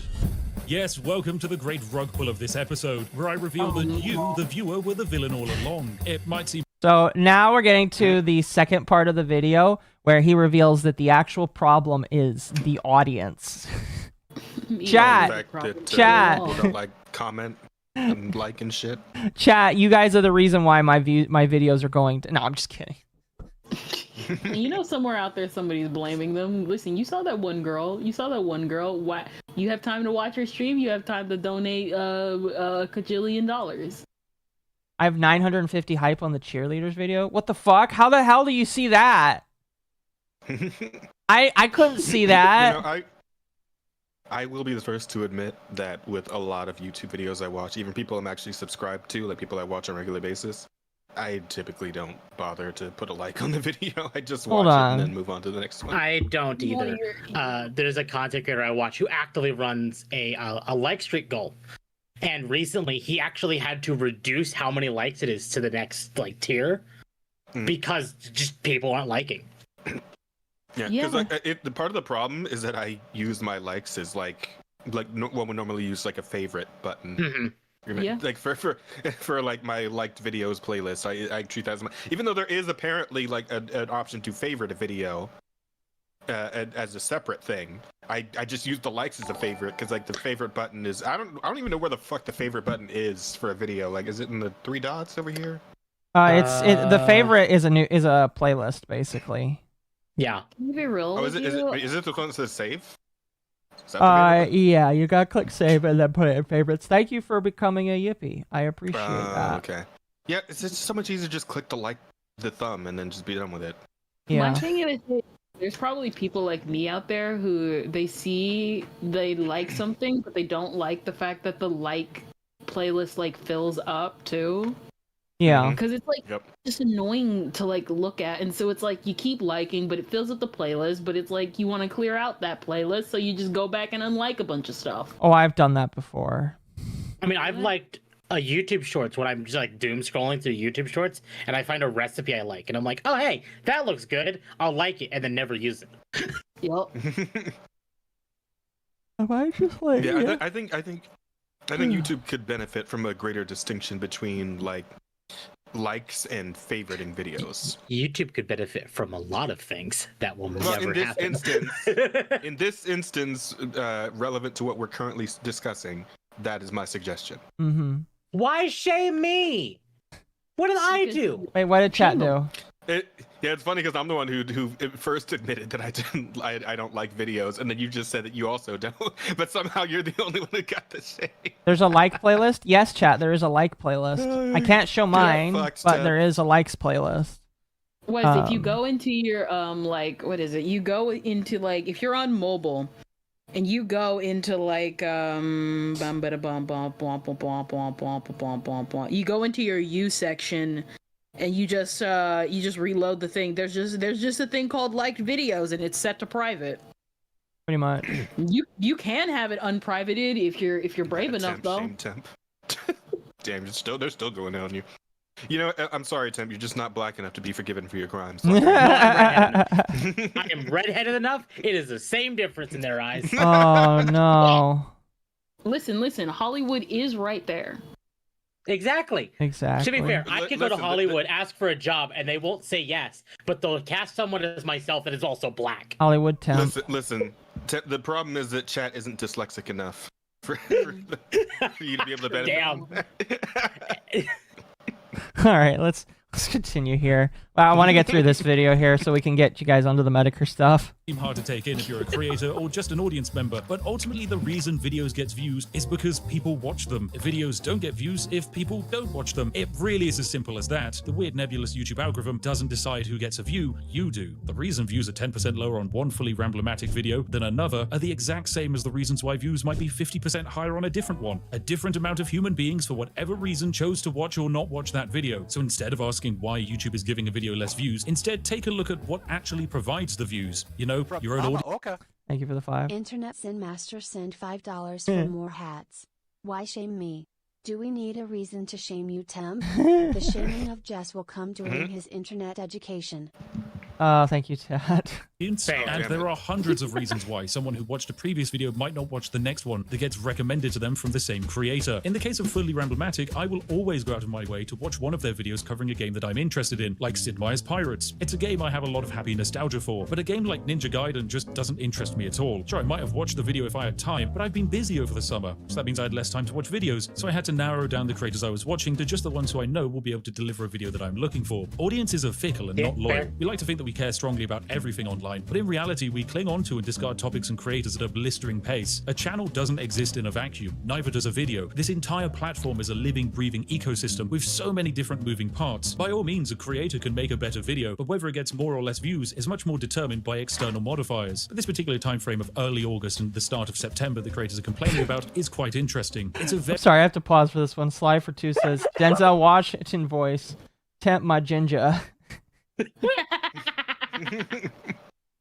Nah, can I At actually least use the soft A, you know? what is it? Can I be real with you? I think I've been getting more like unknown small creators. Like I think you mentioned this in the beginning. There's like just been more like it's like the bigger creators complaining, but it's like I've been getting way more like smaller creators. Like I've been watching this one guy who just talks about Berserk videos every day, and I'm like, wow, this guy's actually pretty cool. Yeah, no, I've definitely had quite the influx over the last year of smaller creators getting suggested over bigger ones, and it might just be because YouTube is like, oh, you're watching these small creators, why don't you watch this one as well? Yep. It's like, this is actually pretty cool to like just see like a bunch of smaller creators. Now, does it hit the bigger creators? Yeah, but you're getting like probably like $1,000 a month, and they're probably getting $100 a month. You can take the hit for a little bit, sweetie. Well, and this is the thing too. And I know people look at it like Linus is like, we go back to this. It's not like they're doing awful. Despite but like if he loses a lot of views, it's a problem for his business. That's exactly it. It's like, is it a problem for him and his family? No. But is it a problem for him and his business and his employees? Yes. Yeah. Yeah. So like, what it affecting him? Would it affect the regular, like say if Akko had 1 million subs and this still happened? This would not be as much of a hit as you might imagine. It'd still be a hit, but you'd probably still end up being fine. You know, if I had 1 million subs and I was getting this many views, I would have quartering levels of depression. Understandable. Just saying. But I do think the point applies. Yeah. It's like when you have creators that are experiencing this who run large businesses, and Linus is not the only one, but he's the best example of this. Then it becomes a problem. Yeah, that's fair.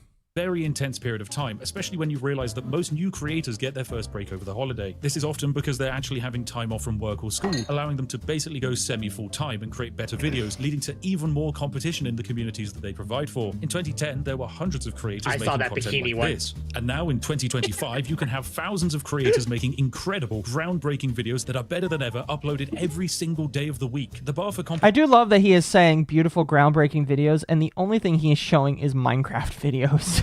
To be fair, Minecraft videos are Minecraft is still in, right? Really good Minecraft videos, though. There are good Minecraft videos. Is still, no, Minecraft is still in. PewDiePie's still doing his thing, right? No, he's playing around on Linux. That's his thing right now. Captain Sparkles still does Minecraft, I think, on his second channel now. Yeah, but that's different because it's him streaming. Right, but the point stands, though, is like Minecraft is not in the same state it was several years ago, but it is actually kind of making a comeback right now. It's had multiple comebacks, and one of the more recent ones was because of PewDiePie. So exactly, it's like you need that. Huh? Like Minecraft. It is getting Minecraft live soon. They did announce the new games coming. Yeah, there is a new update coming, and live is coming soon. Well, no, like, they actually announced a new game is in development, and they're going to be announcing seriously. Their most Minecraft recent one. Yeah. Why their most recent one sucked? Because they can't stop making mediocre butt games. Butt games. Like, thank you for the follow, by the way. More like they're not gonna make it. The thing is like Minecraft has such great potential, but they keep squandering it. Mm-hmm. Thank you for the follow. Well, you know what it is, Jazz. They want to move on from Minecraft, but their other games sucked. But the problem is that they want to move on from Minecraft, but their other games suck, so they always have to keep coming back to Minecraft. Okay, that works still. Yeah. Really, Minecraft is eternal. They really should consider like a Minecraft 2. What would be Minecraft 2? They're slightly rounded squares. It'll be like Overwatch 2. Well, it could very much be like an Overwatch 2 or a Destiny 2 thing, where it's like there really isn't much that's going to change. They can use the opportunity though to do like a new engine or like I hate to say it like this, like Minecraft and Unreal Engine 5. Temp? God no, but I think a way to look at it would also be like we want to get rid of Java. Temp, I gotta ask, bro. You do realize that was not a compliment, right? I know. But it's still the point, though, is like, you could tell that Microsoft really wants to move away from Java, but they can't. A new game technically would allow them the opportunity to move away from Java. Yeah. We may hate that as an idea. I don't want them to move away from Java because Java is beautiful. So. Thank you, Crundle, for the 10. Mom is part of the problem and gave her $10. Vintage Story is pretty good. I've heard Vintage Stories all right. Yeah. Go ahead, Jazz. And then we'll after the cap it off, and then we'll get on to the next part. Sorry. Yeah, I'm just kind of curious. Anybody know what the Minecraft creator guy's been up to lately? Like they cut him loose, right? Who? Notch left when they bought it. Yeah, Notch. Yeah, he's not been there for a long time. Last I heard, he has. What's he get up to these days? He has said that He's working on his own shit. Minecraft 2. Obviously, it's not Minecraft 2, but because he can't use it because Microsoft owns it. But like he wants to get back to game development. He also did say that there's a chance it may never exist. Fucking shaft make. Get ready. Get ready. I don't know what the fuck he's gonna call it, but he has been on the lefty hate train lately. He has. Yeah, he's been getting canceled. Last I keep seeing. Yep. He gets canceled once a year. Yeah. Last I heard, he was shitting on Pirate Software. Internet Sin Master discovered Mom Thank has you. milkers and gave $5. And considering Java shall be considering the current Silence momentum, 10. it's not a bad place to As be. for Notch, last I heard he was shitting on Pirate Software. This is true. He was shitting on Pirate Software recently. Yeah. Well, I mean, wasn't everybody? And no, he probably doesn't need the money. He's probably in a similar situation like George Lucas, where he just cuts off the residuals, right? Exactly. Does he get residuals? I thought he just did a flat sell. No, he should get residuals because it was just him at the start. Yeah. And like Minecraft kind of just like immediately blew up in popularity, right? Like while he still had it. Like I have no earthly idea why anyone would agree to not like have residuals on Minecraft if they're going to sell it. Yeah. Game. Basically, that would be the most how a lot of retarded thing artists possible. get Just flat sell it. Listen, Jazz, have you heard of all the artists who would be like, I want to create, and then they get scammed out of a businessman and stuff like that? I mean, I suppose there are idiots out there, but I feel like somebody like Notch is probably like aware enough about what he had on hand. Notch is not an idiot. He should, yeah. Okay, we're gonna cap that off because I want to finish this video. But yeah. But by all means. Petition has certainly been raised, so yes, the audience is definitely the thing we should be looking at. And what better way to demonstrate a rapid movement of an audience than with a good bit of drama? A few weeks ago, the entire gaming landscape was covered in Pirate Software drama videos. Even if you'd never heard of him or seen any of his content before, you definitely got to know about the drop. I knew that was coming up because like you guys talked about him, and I was like, oh my gosh, literally that's the next thing that's coming up right now.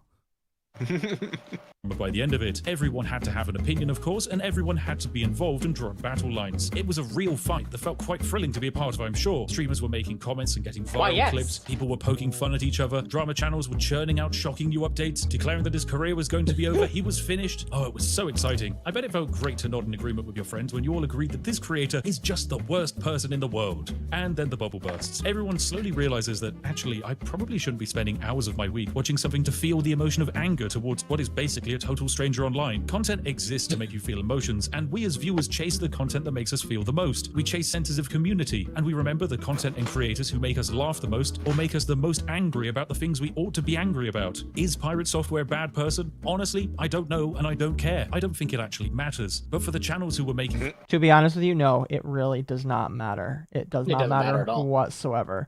Everybody just decided that he sucked, and that's why. That's just why.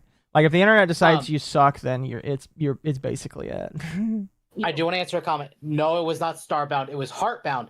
Starbound was also abandoned by their devs, but for the most part, I mean, it's mostly done though. They got a story out, and you know, if a story's out, I'd say it's alright. Did they get any updates? Hold on, I have Starbound. No, I don't think that it's been updated pretty much ever since it started existing, which is sad. Oh, it's out of early access though. Is it? I mean, I kind of thought it was for a long time, but fair enough. Fair enough. You both have iron armor. That's terrifying. Anyway.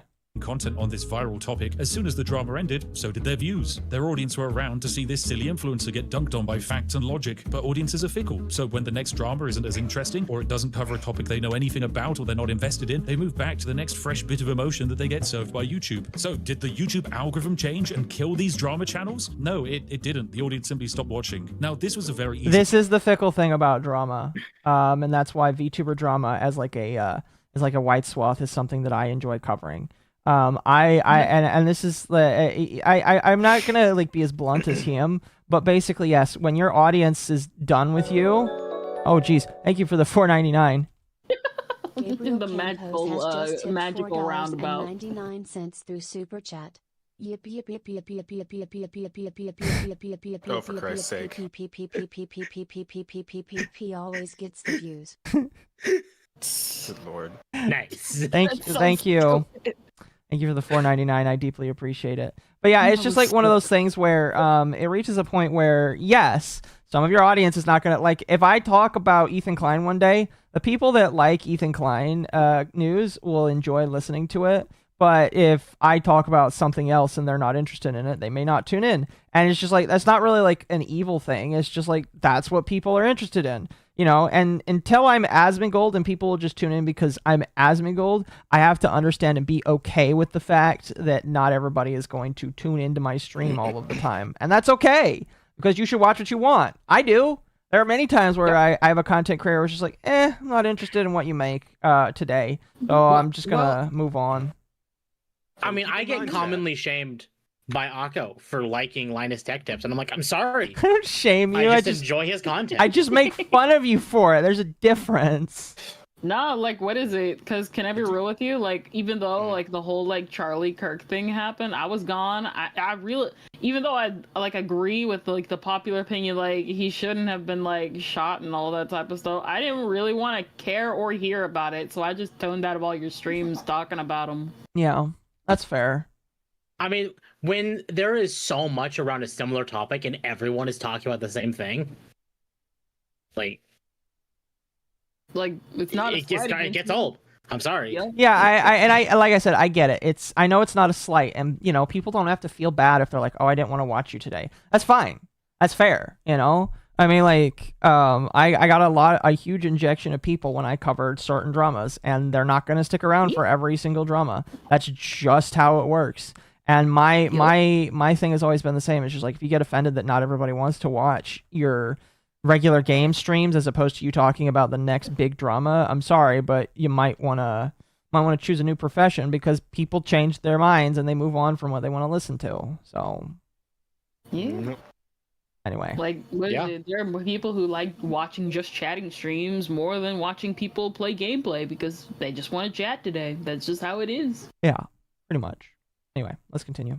The example to use of the rapid movements of audiences in and out of spaces. Most of the time, it's not as obvious and clear-cut as this, but what we are seeing on YouTube at the moment is similar, and it's on a much bigger scale. There is a reason why creators' videos have dipped in view count at the start of August and September. The reasoning is a very human one, and I've hinted to it throughout the video. The views are from the viewers, and we, the viewers, live boring human lives. That means at the start of August, the greatest human migration event happens as we enter the summer holidays. The first week of August is the busiest summertime week, where people's regular schedules are thrown out of the window because you've got a one-week trip to Disneyland. Can I blame my viewers for not regularly watching me when they're... Chat, did any of you go to Disneyland this year? I know Magma did, I think.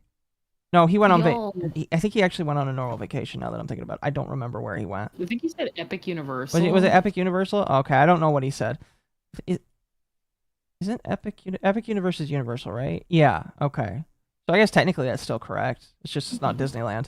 But like, you know, some people decided to go on vacations this year. So, and it typically happens during this time of year because this is when everybody redeems their vacation and goes on vacation. So, and I think some people forget that people do go on vacations. And I hope people aren't bored of it with him when I bring him up. But the Quartering definitely forgot about that because he's like, man, my views are down 50% the last couple of months. And it's just like, yeah, it's August and September. People are going to go on vacation in August, and then they're going to go back to school in September. It's like October and November when things start to like go back up, in my personal opinion. I could be wrong, you know, I'm fine with being wrong, but it's just like, that's how the world works. You know what I mean? That makes sense, because that's when more holiday stuff starts, but more like the slow burn holidays, like Halloween and stuff, before Christmas really kicks in. Yeah. And it's just like, it picks back up during the work time, because once people are back to work 100%, people will tune back into stuff because they got to get through the workday. So it's just a natural part of life that, you know, like towards the end of September, I'm expecting a lot of people to just be like, have their stuff go back up naturally. And they may not even recognize it. Maybe, you know what? Here's the thing. Spiffing Brit could be wrong. I could be wrong. And maybe people's views are still down at the end of the month. But like, I don't know. August and September are typically slow months. Yes, they are. And I think some people forget that they are slow months, and that typically there's less viewership because there's less eyes because everybody's out on vacation. So. Or going back to school. But this happens every year, Akko. When will people learn? It does happen every single year. Only one way to find out? Yes. They're like on the every beach sipping year, gin and like tonics? happens? No, I can't. I mean, like, every year it happens. It's like my views are down, and it's like, yes, Grandpa, yes, Grandma. It's the time of the year where everyone's doing their work again. I think that not everybody does that. I do think some people are indifferent. Like, I think some people are affected by it differently, if that makes sense. Yeah. Because I don't think that people that, because like, oh fuck, what's that? I don't think side scrollers is coming out every single year and saying that. Definitely don't think that that Craig is doing that every single year. But I do think sometimes people look at their views and it's like, is there something going on? And it's just like, no, it's just a slow month. And again, we'll have to wait and see at the end of these couple of months if it does actually equalize. And if it doesn't, then maybe we can start to get upset. January apocalypse is not just a Twitch thing. No. And again, here, I'm going to let him explain more because he actually kind of explains this again. Because chances are I'm doing the same. So of course views are going to be down. You have less hours of the day dedicated to watching content. Still, as people return home over the summer period, views often tick back up again. But then we get to September. Well, it's the biggest season of change for us humans. Teenagers go back to school, adults start university, or maybe enter into the workforce. And at the moment, with the world we live in, some are even starting second jobs to make ends meet, or desperately seeking new jobs with better wages. When you add all of this together, you get people that are spread thin with the weight of the world, with less and less time dedicated to entertainment. This trend is so common that each year, Rene over at YouTube releases the exact same tweet after creators panic that their viewer figures are down. He's used the exact same video for multiple years now. So yes, I'm afraid that the thing most creators are panicking about is the exact same thing that other creators panicked about at this exact same time last year. And they did it the year before that, and the year before that. And chances are we'll be doing the exact same thing next year. The thing is, this isn't a YouTube thing. This is a worldwide global trend that all big companies and entertainers are struggling with. Twitch, the live streaming platform, hosts September in this month. I didn't actually realize this until he mentioned it, but yeah, September happens in September when a lot of people's views are down. And it's just like, why do they host it in a month where things are quiet? Well, because the to make them wordplay. panic. Well, he explains it here. In this period of time, the paid sub to most creators is halved. It's done not to give the creators more money, but to try and keep viewers hooked on the platform, as it pushes creators to go big on this month, to bring out their biggest ideas, and get some of their more casual fans into becoming dedicated fans. The reason it's done in September is because otherwise Twitch would see a very big viewership decline, because everyone's going back to work. Who has time to watch a live stream? But it's not just Twitch. The media industry in particular have been struggling with this topic for years. How do we deal with audiences not going to the cinema for a regular 7 out of 10 film? How do we sell an okay video game in a world of hyperinflation? And the answer most companies appear to have settled on is that you have to make everything seem like the most important thing in the world that promises to provide value to the viewer with the limited amount of time and money they have. So when big companies are scrambling to manufacture the strongest emotions and grab the most attention, creators are almost expected to do the same. We're not just competing with other creators, we're competing with other entertainment platforms. We're competing with the free time human beings have. There's a reason why the creators affected by the view drops are well established, generally with years on the platform and many videos. There's a reason why channels that recently changed styles, formats, or just started taking off are doing completely fine. Viewers want something new, fresh, and worth their time. You could spend weeks constantly chasing trends like Mr. Beast, always building up your ideas, making them bigger, being on top of the next talking point, but then you have to lose a lot of your creative identity. Is it worth it to bend over backwards to get attention and lose who you are along the way? I don't look at someone like Mr. Beast and see someone who's happy with the content they make. I see someone who is happy with how it performed, and that's just not how I like to make my content. Holding attention is the aim of the game, and it's one of the main reasons why so many bits of media you've seen are getting spread out over multiple months in order to maximize the subscriptions people have to maintain. Why release the hit new Wednesday TV show all in one go when you can double your subscription revenue? I do feel bad for the creators who are throwing stones at the smoke monster known as the YouTube algorithm, because it's just not to blame. I do hope that they can find some solace in the fact that they're not alone and that they've not actually done anything wrong. The most important part of YouTube actually comes up at the end of Linus's follow-up video called Here's Why Our Views Dropped. He reaches the conclusion that YouTube is about creating and having fun, and provided you're doing that, you're doing the right thing. The wrong thing is when you're creating and you're not enjoying what you're doing. This last month has been one of the lowest in terms of views for my channel in many years. I genuinely don't care. I'm here for the love of the game and to keep people entertained by breaking games and algorithms. If you're interested in something I'm doing, then I hope you watch along and laugh. But if you're not interested in it, then that's perfectly fine. I don't expect you to watch every video I make. I can try and make you more interested by chasing trends or make everything feel like the world is ending and that you need to desperately watch this video before you die. But in a world where you're probably more stressed than ever, I think it's important to take a step back and stop watching. Maybe just enjoy the world a bit. A wise man once said, "You always own the option of having no opinion. There is never any need to get worked up or to trouble your soul about things you can't control. There are things not asking to be judged by you. Leave them alone." The wise man was me. Just kidding. This is actually a quote from Marcus Aurelius, and I think it stands just as strongly today as it did back then. I wish you all a wonderful future, even if you are a loyal viewer or just passing by and you maybe only watch the occasional thing. Okay, so that's basically it. So the idea is, it's the time of year. It's she's like, you know, every woman has a time of month. It's this time of year for YouTube, basically. Yeah. To be honest, he's not wrong about that. Just have fun. That's pretty much how I handle it. Like, the most exciting thing a YouTube has ever done for me is give me a free clapboard. A what? Oh, so there's like the YouTube perks and stuff like that, and they've been like trying to get rid of these clapboards, and I'm like, I need a clapboard probably in the future. Sign me up. Wait, you mean like the movie clapboard, like the and action, like that fucking thing? Yeah, those. Like they're literally just giving it away because nobody. Because like they were like, you get a free clapboard, as if everyone would be excited for that. I see.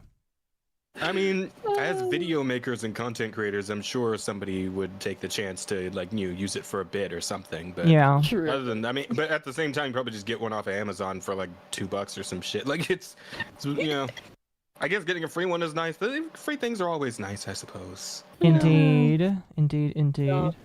But yeah, it's like when you win some napkins when you do the little like grocery store raffle thing, you know? Hey, some napkins, great.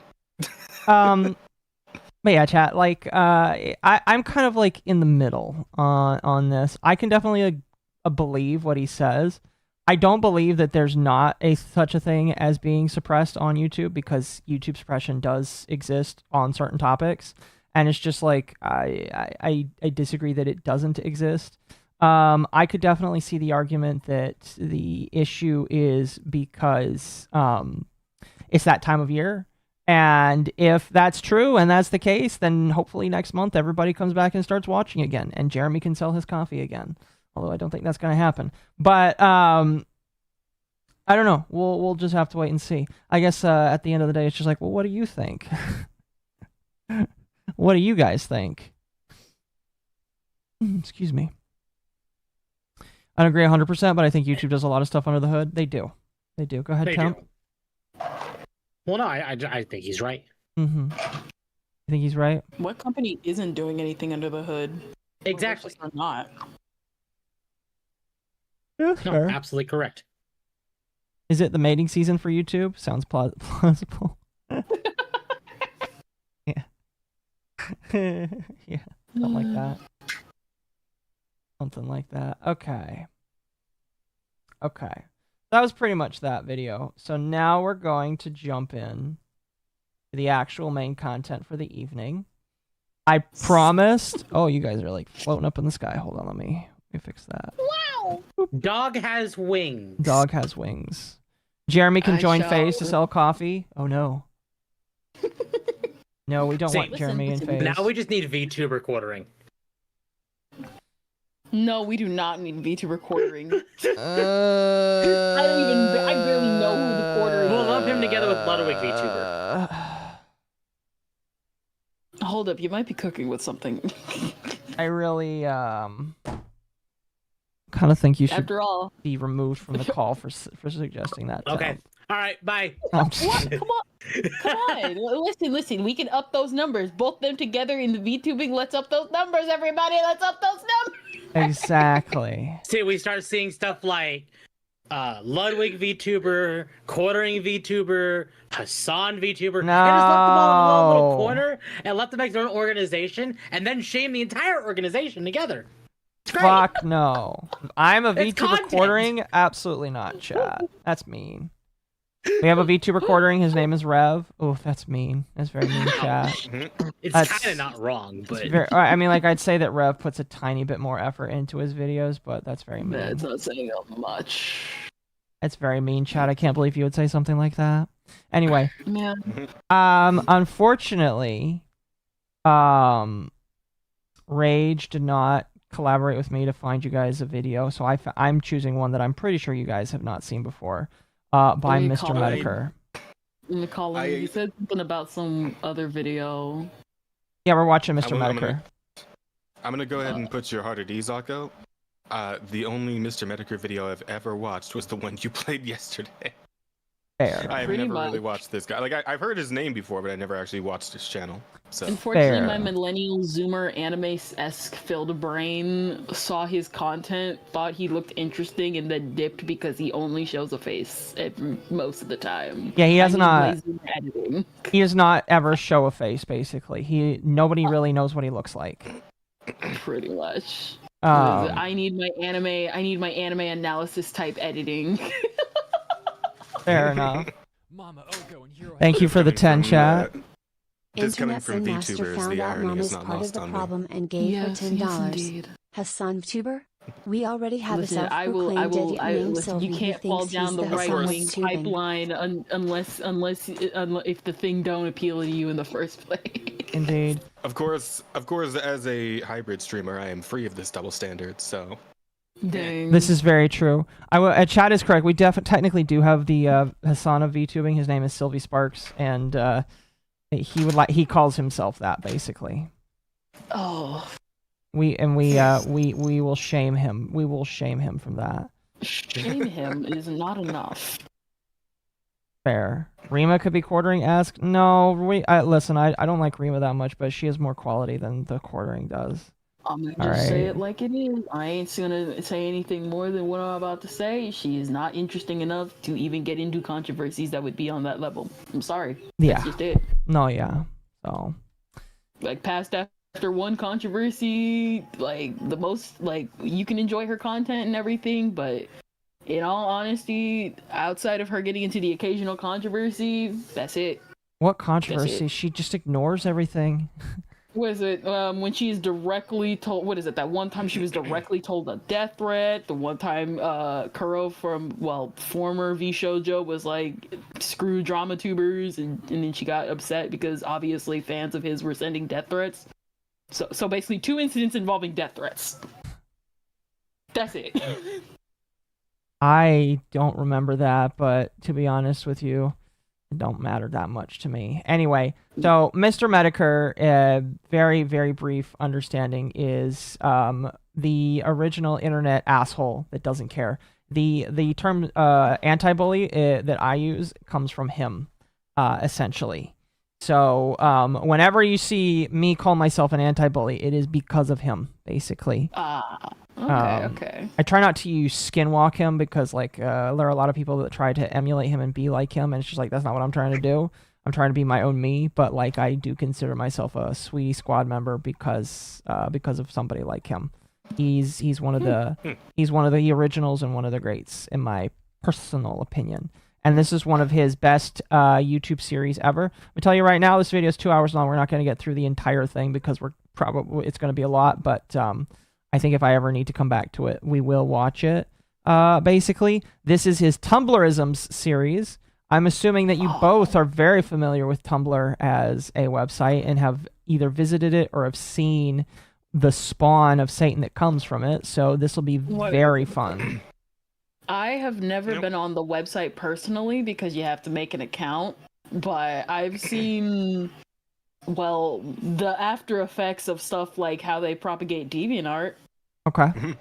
Fair enough. I used to like keeping up with some of those like ask whichever character art blogs or art tumblers. Those were fun. And some of them really went places. So you're saying you actually had an account on DeviantArt? On DeviantArt? Yeah. Or not DeviantArt, Tumblr. Maybe? I don't know if I actually made it. Like, I don't remember. It has literally probably been a decade since I've been on Tumblr. So. All right. Well.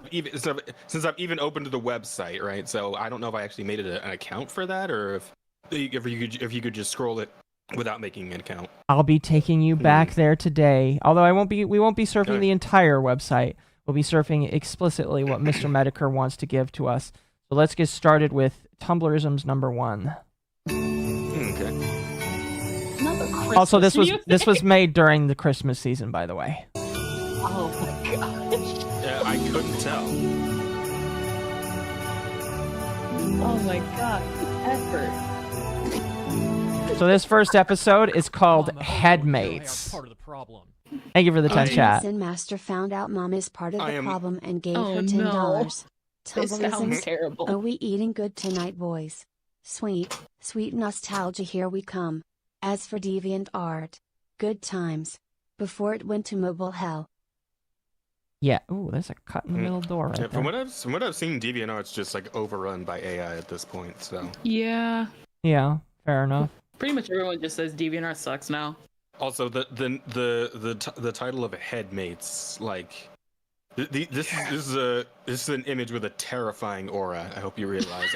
Like in relation to Tumblr, I have no idea what the hell this could be referring to, but it can't be anything good. You will find out in the next 30 seconds. God damn it! Gosh. You need to check your fucking privilege. Welcome everyone to the first episode of Tumblrisms. Today we're going to be looking at Headmates.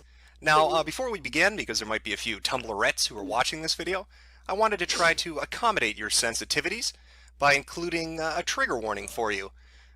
Sadly, I'm not able to do so. Many of you who know me personally understand the tragedy in my life. My father was murdered with a handgun, and because of that, triggers trigger me. And I can't put a trigger warning in this. That's a joke, by the way. He's saying that intentionally. No. Listen, I was around during the trigger moment memes, the trigger memes. I did, as soon as it changed to this image, I did immediately pick up on the fact that was a when we were still like just on the first screen, like, oh Jesus Christ, it's that. Oh, and then I saw, and then you switched to the and it's like, oh, okay, we're doing a bit. I love how it says trigger warning. My father is dead. Listen, all he needs to do is show the wavy who flapped her arms around, and this will be, 2016 all over again. Kind of a catch-22, if you will. Which is ironic, because he was murdered with a Colt 22. I feel so unburdened now that I've said that, and that the tragedy can be put to rest. Hopefully you'll be understanding and grant me a little leeway. I'm not going to be able to explicitly warn you about all the scary things that might be coming up in the video, but I'm sure you're adult enough to handle it. You just have to grit and bear it, which I know is ableist of me to say. Some people can't grit. They have no teeth, or tongues, or fucking heads. But I think you get what I'm saying. So what exactly is a headmate? I'm sure most of you are probably curious what it is. You probably haven't heard of the term before. And that's completely reasonable. I mean, most people don't encounter crazy on a daily basis, so you're not going to be familiar with what a headmate is. Luckily for us, livingplural.tumblr.com has an FAQ section where they cover all of this. Let's take a look. Let's see what we're getting into here. Now, there are a lot of other terms associated with headmates. Multiple systems, multiplicity, plurality. But we're going to try to get to the core of it, and I think this first question really gets to the gist of what it is. Question, what is a multiple system? Answer, it's a group of people sharing the same body, while still being individuals with their own personalities and interests. That's interesting. That might sound like something you've heard before. There's another term for it. I believe it's called schizophrenia. Or you might even throw in a little bit of multiple personality disorder or dissociative identity disorder. But that's not what we're talking about. This is different. A living plural is going to educate us. Again, this FAQ is so helpful. Go ahead. I was gonna say, like, is it though? I'm so sick of like people trying to fucking rediscover concepts we've like already kind of nailed down, right? Like, listen, this. I am still. It's time for fucking that's Jazz's Sparks, whatever. It's time for the Coon Corner. All right, like I am still so fucking upset at the existence of AAVE. It's just called fucking Ebonics, man. It's just Ebonics. Well, you see, Ebonics sounds ghetto. AAV no, sounds professional. Cool, Ebonics still sounds cooler you see, than AAVE. here's the thing. You think it's cool because you're actually black. But the white people want to give you an official language so that they because they're white. Wait, I thought it was like the fucking like super pro blacks who came up with AAVE. I have no idea. To appeal to the white man. Also, this title, I'm not gonna lie, Headmates I thought was gonna be like a completely different context. Wait. You say to appeal to the what? To appeal to the white man who wants to appeal to the black man? Is a fucking like feedback loop of retardation here? Like what? Yes. What are you doing? Yes. Oh God. Yeah. Well, anyway, the point made. It's we just need to stop. Listen, if there's already a term for the fucking thing, just use that. Like you don't need to make all this new stupid bullshit for fucking nonsense that no one gives a fuck about. Like, come on. I guess that's all Tumblr is at the end of the day, but still. God damn it. Stupid children. I'm so sick of them. Pretty much. Let's look at this question. Anyway, are you schizophrenic, bipolar? Answer, some people are, but that doesn't necessarily have to do with being multiple. Oh, all right. God. So this is something outside of schizophrenia. Interesting. What about this? Do you have multiple personality disorder, dissociative identity disorder? Answer, there are people who have natural multiplicity, and then there are those who have MPD-DID, which is sometimes also called trauma-based multiplicity. So, going off of what Living Plural is telling us, is that schizophrenia, multiple personality disorder, or dissociative identity disorder, is a medical condition completely separate from multiple systems, or headmates. And again, a headmate is simply a person occupying your body with you. Now, that could be anything, and I do mean anything. That could be a 400-year-old otherkin from the swamps of Louisiana, could be a 22-year-old transsexual acrobat named Stefan from France, or it could be a binary star located 300 light years from Earth. You could be a host to anything. Anything could be your headmate. Now, this Living Plural Tumblr is pretty great. I mean, it's got a lot of information for you to sink your teeth into, aside from the FAQ. Like this section, respect please. Oh, well, look at this, multiple etiquette. Here are the do's and don'ts when dealing with a multiple system. All right, let's take a look at a few of their do's and don'ts to try to get an idea of what a plural system, a multiple system, or a headmate is like. How do I not offend them? Because God knows, I don't want to offend them. I want to be as sensitive to everyone as I can be. Please don't call us alters or personalities. Huh, okay. Trauma is not always the reason we're plural. There's a chance it might be, so please be respectful about the subject until you know, and even after. We can be triggered like anyone else. Oh, Plurality and multiplicity is not always a disorder. Not all headmates are dangerous. Not all systems are unstable. I really like that. Not all headmates are dangerous. So that implies that at least one of them is, right? Yes. Mama, okay. Yeah, so are we straight up just are we straight up doing the fucking like split scenario? Yeah, that's what the movie was called, right? I don't know. Oh my goodness. Because you guys. Oh, you go ahead. I'll reread that later. Oh, good. No, because like I'm thinking of that fucking movie where it's like a thriller like serial killer thing where like, but like the bad guy in question was like a split personality disorder guy. Like he kidnapped I know what you're girls, talking about. Yeah. Yeah, that fucking movie. And then they made a sequel where it's like there was another guy who also had that shit, but they like it was like giving them superpowers or some like it went off the rails with that fucking sequel. Yeah, that was a weird ass movie. I'm gonna be real with you. It's called Split, and the bad one was called The Beast. Oh, yeah, that does sound bad. I'm gonna be real with you. Anyway, we've been dealing with this. It was a weird one. It was. Here, let me read this from Internet Zen Master. For $10, Gosh, hearing Metokur's voice say you might have heard of it before, it's called schizophrenia, is unlocking so many ancient memories for me. Gosh, I feel so old. Well, I am sorry if you feel old. How old is this video? Unfortunately, this is a re-upload. I'm pretty sure this video is like 10 years old or close to 10 years old by now. Crazy to think that Tumblrisms have been around for that long. For longer Really than you've bothers known me us. about this, Respect that those that. people who really do have these issues. Yeah, I agree with you on that one, Palladium Morse. Morse? Yeah, it's an S. Palladium Morse. But that's just like what Tumblr is at this point, right? Is people like appropriating actual like mental and physical issues to like, I guess, try and feel more unique in themselves instead of, you know, actually doing something that would make them more unique. Yeah. Because it's easier to just make something up on the spot, right? Why do something when you can pretend to do something? You are very much correct. Why be normal? Why be normal when you can be crazy and weird and schizophrenic? Indeed. Anyway. We might have identities you are completely unfamiliar with, be it in regards to gender, race, species, or something else entirely. Please respect that we know what we are, whether you've heard of it before or not. All of us are people. Now wait a minute. I don't want to offend anybody here, but didn't you just say 3 spaces above you that your identities could be anything in regards to gender, race, species, or something else entirely? He does bring up a good point. They could or could not be people. So technically, not all of you are people. I don't know. I'm getting confused. Hopefully your amazing Tumblr will help me through this, so I don't offend any of you. Now, just based on this, you might be thinking, this sounds completely fucking crazy. You would be right. But to really drive that point home, let's get to know the team. There's a team that runs this Tumblr, and I think we should meet them. A few of the individual, excuse me, I am being so insensitive. A few of the systems that run this Tumblr. We've got Plurs, Plurez, Plurs, something like that. Plures. Throw it out there, figure it out yourself. We're a medium-sized natural origin system. Our most active frontrunners are Carrie, Hess, M, and Noel.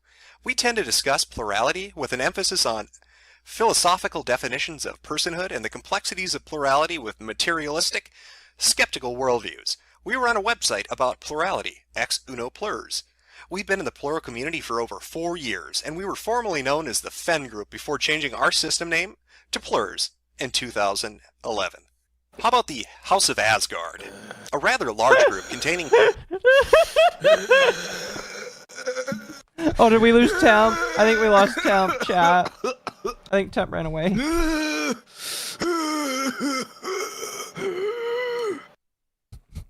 Chat, I want to die. Chat, please, I want to die.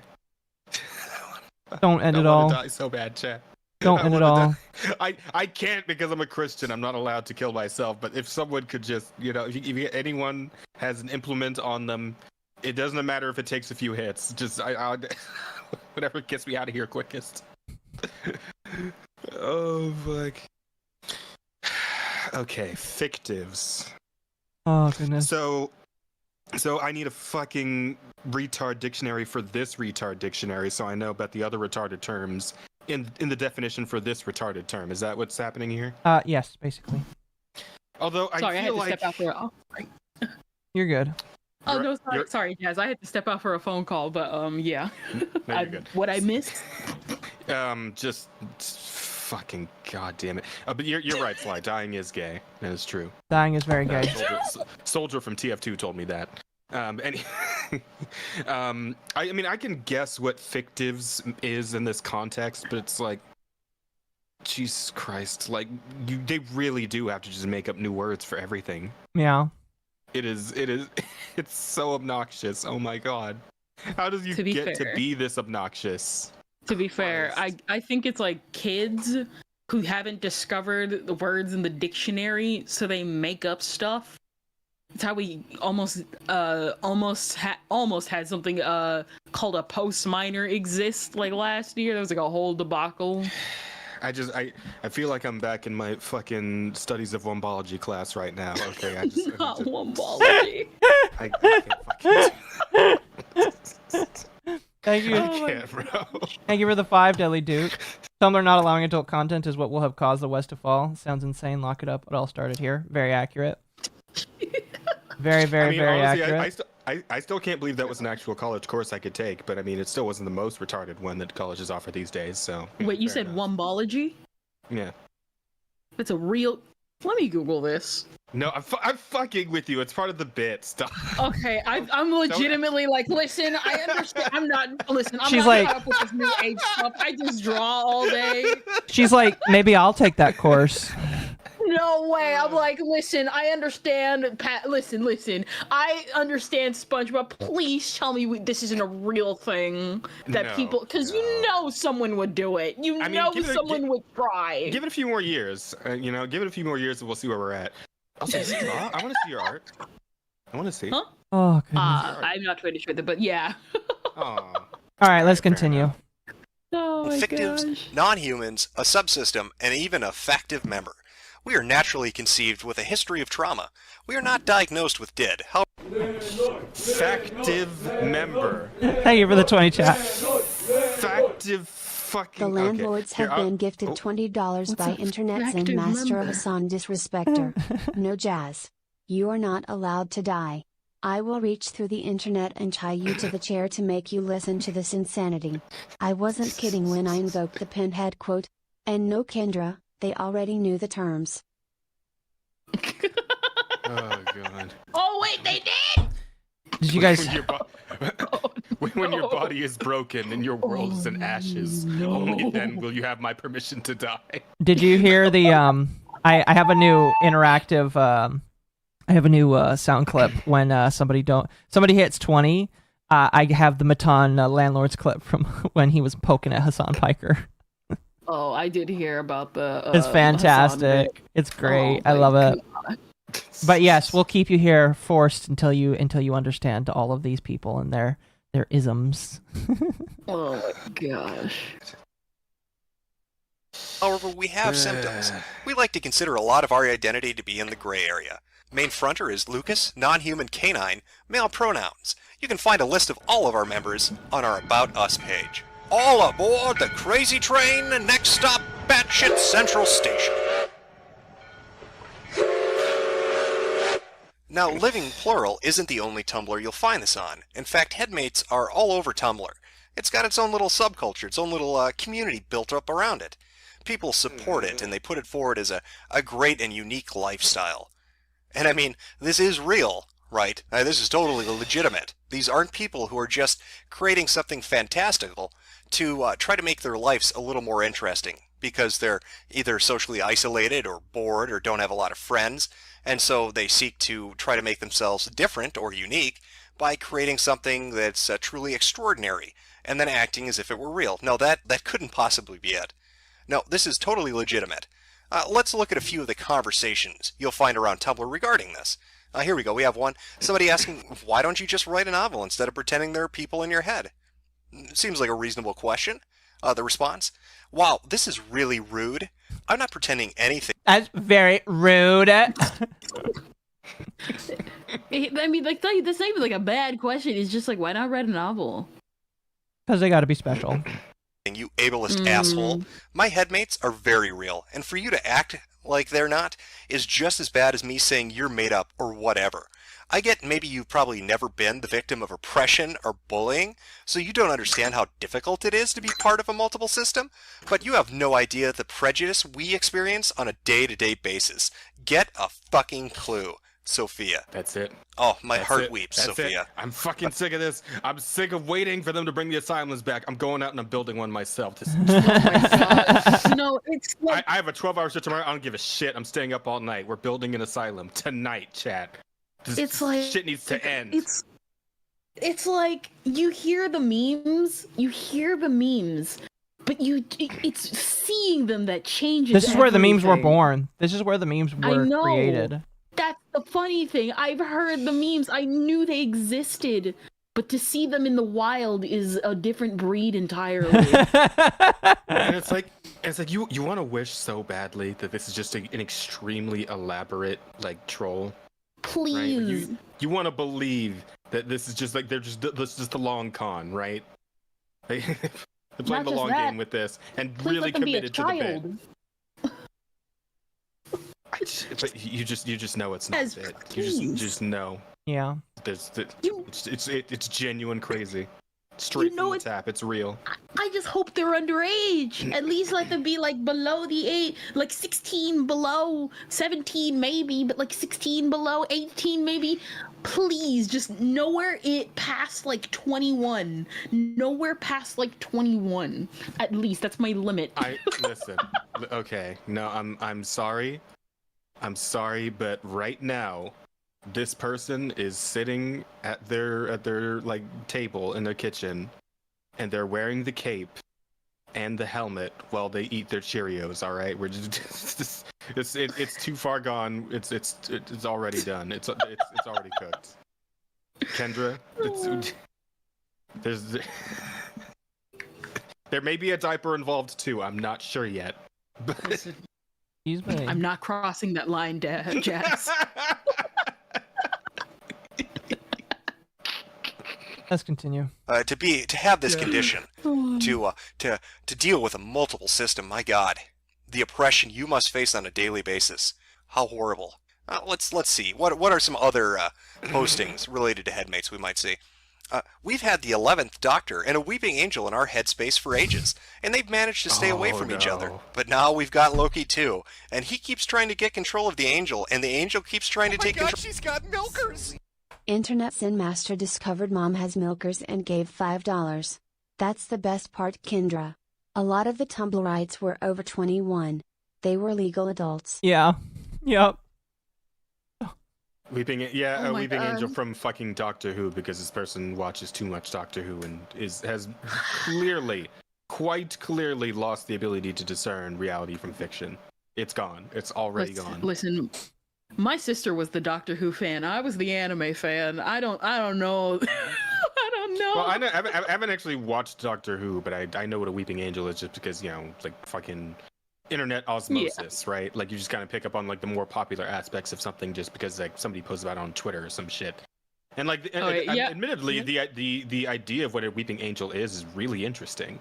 So I mean, I'd like watch an episode that includes them as monsters because they seem fucking terrifying. Yeah. From Mama Oka. But like, Wolf Spain just like sent this whole thing where it's like, yeah, $5 you're for not new even hats. like with this stupid fucking. Oh, go ahead. No. It's turned down. I turned it down. No. I'm gonna read this myself. I'm gonna read this myself, Akko. I Wumbo, you Wumbo, you know Wumbo. Come on, Kendra. This is elementary. By the way, bring back the asylums with very, and I mean very limited internet privileges. Hold up, I got a phone call. I'm sorry. You're fine. Because it's just like this whole thing where it's like you're doing the split personality disorder, but you're calling it something else, and it's already just like lame ass shit, right? But then you just like double up on the lame ass part of it, where you don't even have OCs in there. You didn't even make your own characters. You just took some shit from a TV show you watched, and put that in your head. Like, what the fuck are you doing? Like, you can only be so fucking lame, man. Come on. Yep. Oh Jesus. Control of him. It's really wrecking up the space. What should we do? The answer posted is, well, you could try to somehow separate the Angel and Loki by force, locking them somewhere so they don't get near each other. Or you could try kicking one of them out, which isn't the best option, but if that's all you can do... I didn't know that my head was like a hotel that I could kick people out of at any point. That's what these is being claimed here. It's a last resort. Followers, any advice? LC Angel. I didn't know these were physical things, tangible items that you could, interact with on a real basis. I mean, maybe they're dancing around the hypothalamus, who knows? Somewhere under the skull, hanging out by the ear canal, having a frappuccino, getting ready to type on Tumblr. Let's look at another one. Since we share a body, is it possible for my headmate... Maybe it's a brainworm thing. Maybe they're just this whole time they think it's a bunch of different personalities. It's actually just brainworms dancing around in there. It's very possible. Brainworms indeed. Very, very possible. It's to feel my phantom shifts. I'm a non-human as well as a multiple, and they've been telling me they've been feeling my shifts when they've been fronting. I don't know exactly what I'm asking, but I feel like it's something that's not supposed to happen. The answer? It's not uncommon. If I'm close enough to the front when someone else is fronts, they often feet my tail. Lucas, House of Asgard. How utterly... What the fuck is a what the fuck is a phantom shift? What is it? What are terms? God damn it! What? What is a phantom shift now? I'm sorry. What is this? I got distracted by Internet Zen Master saying Asmongold, Ethan, Destiny, and Nux live in Hassan's head rent free, so it really is that isn't really that surprising. Okay, but what do you mean feet my tail? What does that even mean? Oh, hi Ma'ako, hello. What does my tail mean? Oh goodness. All right, let's continue. Really unique and special, Lucas. No, here's a really good one. I have Jesus as one of my headmates. This is... What? First, I understand. I understand. We're gonna continue. Not gonna say anything. We're just gonna let it continue. Just gonna let it continue. Oh my God. This is really hard to explain to my religious friends. You don't fucking say. Who claim it You don't fucking say. can't really be Jesus, and they know Jesus better than I do. Any advice? The answer they received? I don't know how religious you are, Anon, but here's my opinion. As both a Christian, I'm a Methodist, and a headmate, explain that this is God working in your life in the way that He thinks is best for you. That God speaks to you, and this is how He does it. He's God. He can speak to you how He chooses. And ask them how they could know Jesus better than you. Will Magneton. Yeah, that's great advice. Okay, go ahead. Here's the thing. This would listen, because like obviously if you're Christian, I'm Christian. I'm not really openly. I don't really hide it, but I'm not like super open about it unless people ask.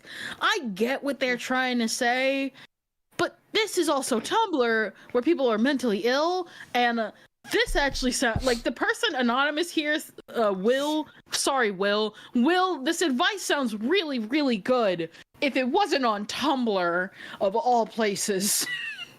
Okay, wait, hang on.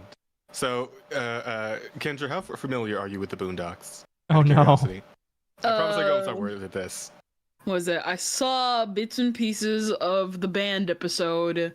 You know the one. And I know about the first couple of episodes because Mizu's watch along. Oh man. So like Akko, I know you've been working your way through it. Slowly. Have you reached the fucking Tyler Perry episode yet? No, I've not seen that. That's the one. That's the band episode. Oh, is it? Oh, yeah, it was banned. Yeah, it's true. So when you said banned episodes, I meant like literal, like a music. I always forget Tyler Perry's name unless inconvenienced by it. So. Yeah, because like I'm just thinking about like because the whole joke on that thing is that. Sorry, excuse me. Bless you. Yeah. No, the whole joke of the episode, right, is the fact that like the whole like company, the whole theater company is just a fucking weird cult, right? So I just think of like the guy who was the stand-in for Tyler Perry and like him explaining how he originally like came up with the idea for the plays and all that. And he's like, yeah, I asked Jesus to be my co-writer, and Jesus said okay. And then I asked Jesus, how do I appeal to black women? And Jesus said, hot men. And so I went and got a bunch of hot men for my plays, and I asked Jesus, and Jesus was pleased. And then I asked Jesus, what should I do next to improve my plays? And Jesus said, cross-dressing. And it's like, I know for a fucking fact Jesus didn't tell you that shit. You mean? Yeah, man, that's the whole joke, right? So, yeah. Get on a wig. Oh, fuck. Yeah, so I imagine like this is a very similar scenario to that fucking bit in an episode of the Boondocks. Yeah. Advice. Yeah. I can't possibly see that backfiring. Oh, you hear the voice of God? Totally legitimate. I say run with it. Whatever He tells you to do, go and do it. I can't foresee anything bad happening from that advice. Great advice, Will. Now, I feel I'd be remiss if I didn't just show you what the reality of what these people are pretending at is really like. All right, so now you've heard the crazy people. Now you'll get to hear the really crazy people, and you're going to get a little bit sad. Let's get down to brass tacks. Headmates and multiple systems and plurality is bullshit. It's complete bullshit. Now, schizophrenia and multiple personality disorder and dissociative identity disorder, those are legitimate. So when we have a community like this, it's really disgusting in two different ways. In the first, it's mocking a real thing, and it's doing it in a callous and apathetic way. These people are using it to get attention. They're taking something that's horrible and tragic and people suffer with on a daily basis, and they're treating it like it's a game. And that's just repulsive. There's really no other way to look at it. Can you think of something more disgusting than that? I mean, it's hard to fathom. I suppose I could create a fake charity for children with muscular dystrophy and just take the money and go spend it on hookers and coke. I mean, that's essentially what they're doing. They're trying to change the conversation. They create this fictionalized idea of what is really happening to certain people, and then they create an entirely new. Yeah. When did this video come out? Like 5 to 10 years ago. Yeah. Man, you want to bring that brother to present day? Oh, he is in present day. He is definitely in present day. No. Specifically, bring past Metokur to present day. You think it can't get worse. However, life is a game. It can always get worse. No, he's still alive right now. He just has cancer AIDS. Dang. Yeah. Oh, unfortunately. At the same time, huh? Yep, cancer and AIDS right at the exact same time. Good night, Akko. Good night. Imagine getting spit roasted by 2 terminal diseases at the same time. That's exactly. Vocabulary and idea around it. So somebody who's really got schizophrenia or some other mental disorder and is fucking suffering is now looked at like, oh, it's not that big a deal. I know this guy on Tumblr who tells me it's a fucking blast. All those voices you hear in your head? That must be awesome. Are they fronting yet? How many headmates do you have? Could you imagine how fucking destructive that would be? If you had schizophrenia and some asshole on Tumblr who thinks they have headmates is having a conversation with you and tries to tell you it's a good thing, that it's not bad, that it's not horrible, that schizophrenia is yay awesome, and that you're just not coping with it right, maybe you should blog about it? Now that again, that's one reason it's fucking repulsive. The other reason, and this kind of ties back into that religious post, is there are really people who have horrible fucking conditions. And so when they somehow get onto fucking Tumblr, and they're talking to these retards who believe in headmates, and they tell somebody who really has schizophrenia and is fucking having auditory hallucinations that they are legitimately hearing the voice of God, and they should do what that voice tells them, can you fucking imagine the havoc that person is going to wreak? Oh, I don't need to take my meds today. Some guy told me it's totally Jesus. Yeah, your friends are telling you it's not Jesus because you're fucking crazy. Now, these people like to play pretend. Oh my god, she's got milkers! Internet Sin Master discovered mom has milkers and gave $5. This video was made in 2014, right before Gamergate. I'm 90% sure the cancer AIDS came from having to research all this insanity. It's possible. So is he like really having actual cancer AIDS? No. He doesn't know what he has, actually. He really doesn't know what his actual issue is. People have tried to figure it out, and he's been doxxed, obviously, so a lot of people have tried to do research. They really don't know what's wrong with him. He's just dying right now. He's dying because he's too powerful, basically. I would like you to know, Akko, that I do, as someone who's known you for a good bit now, I'm well aware that you would probably treat it with a little more reverence if he somehow actually did have cancer and AIDS at the same time. So I realized that you were having a good...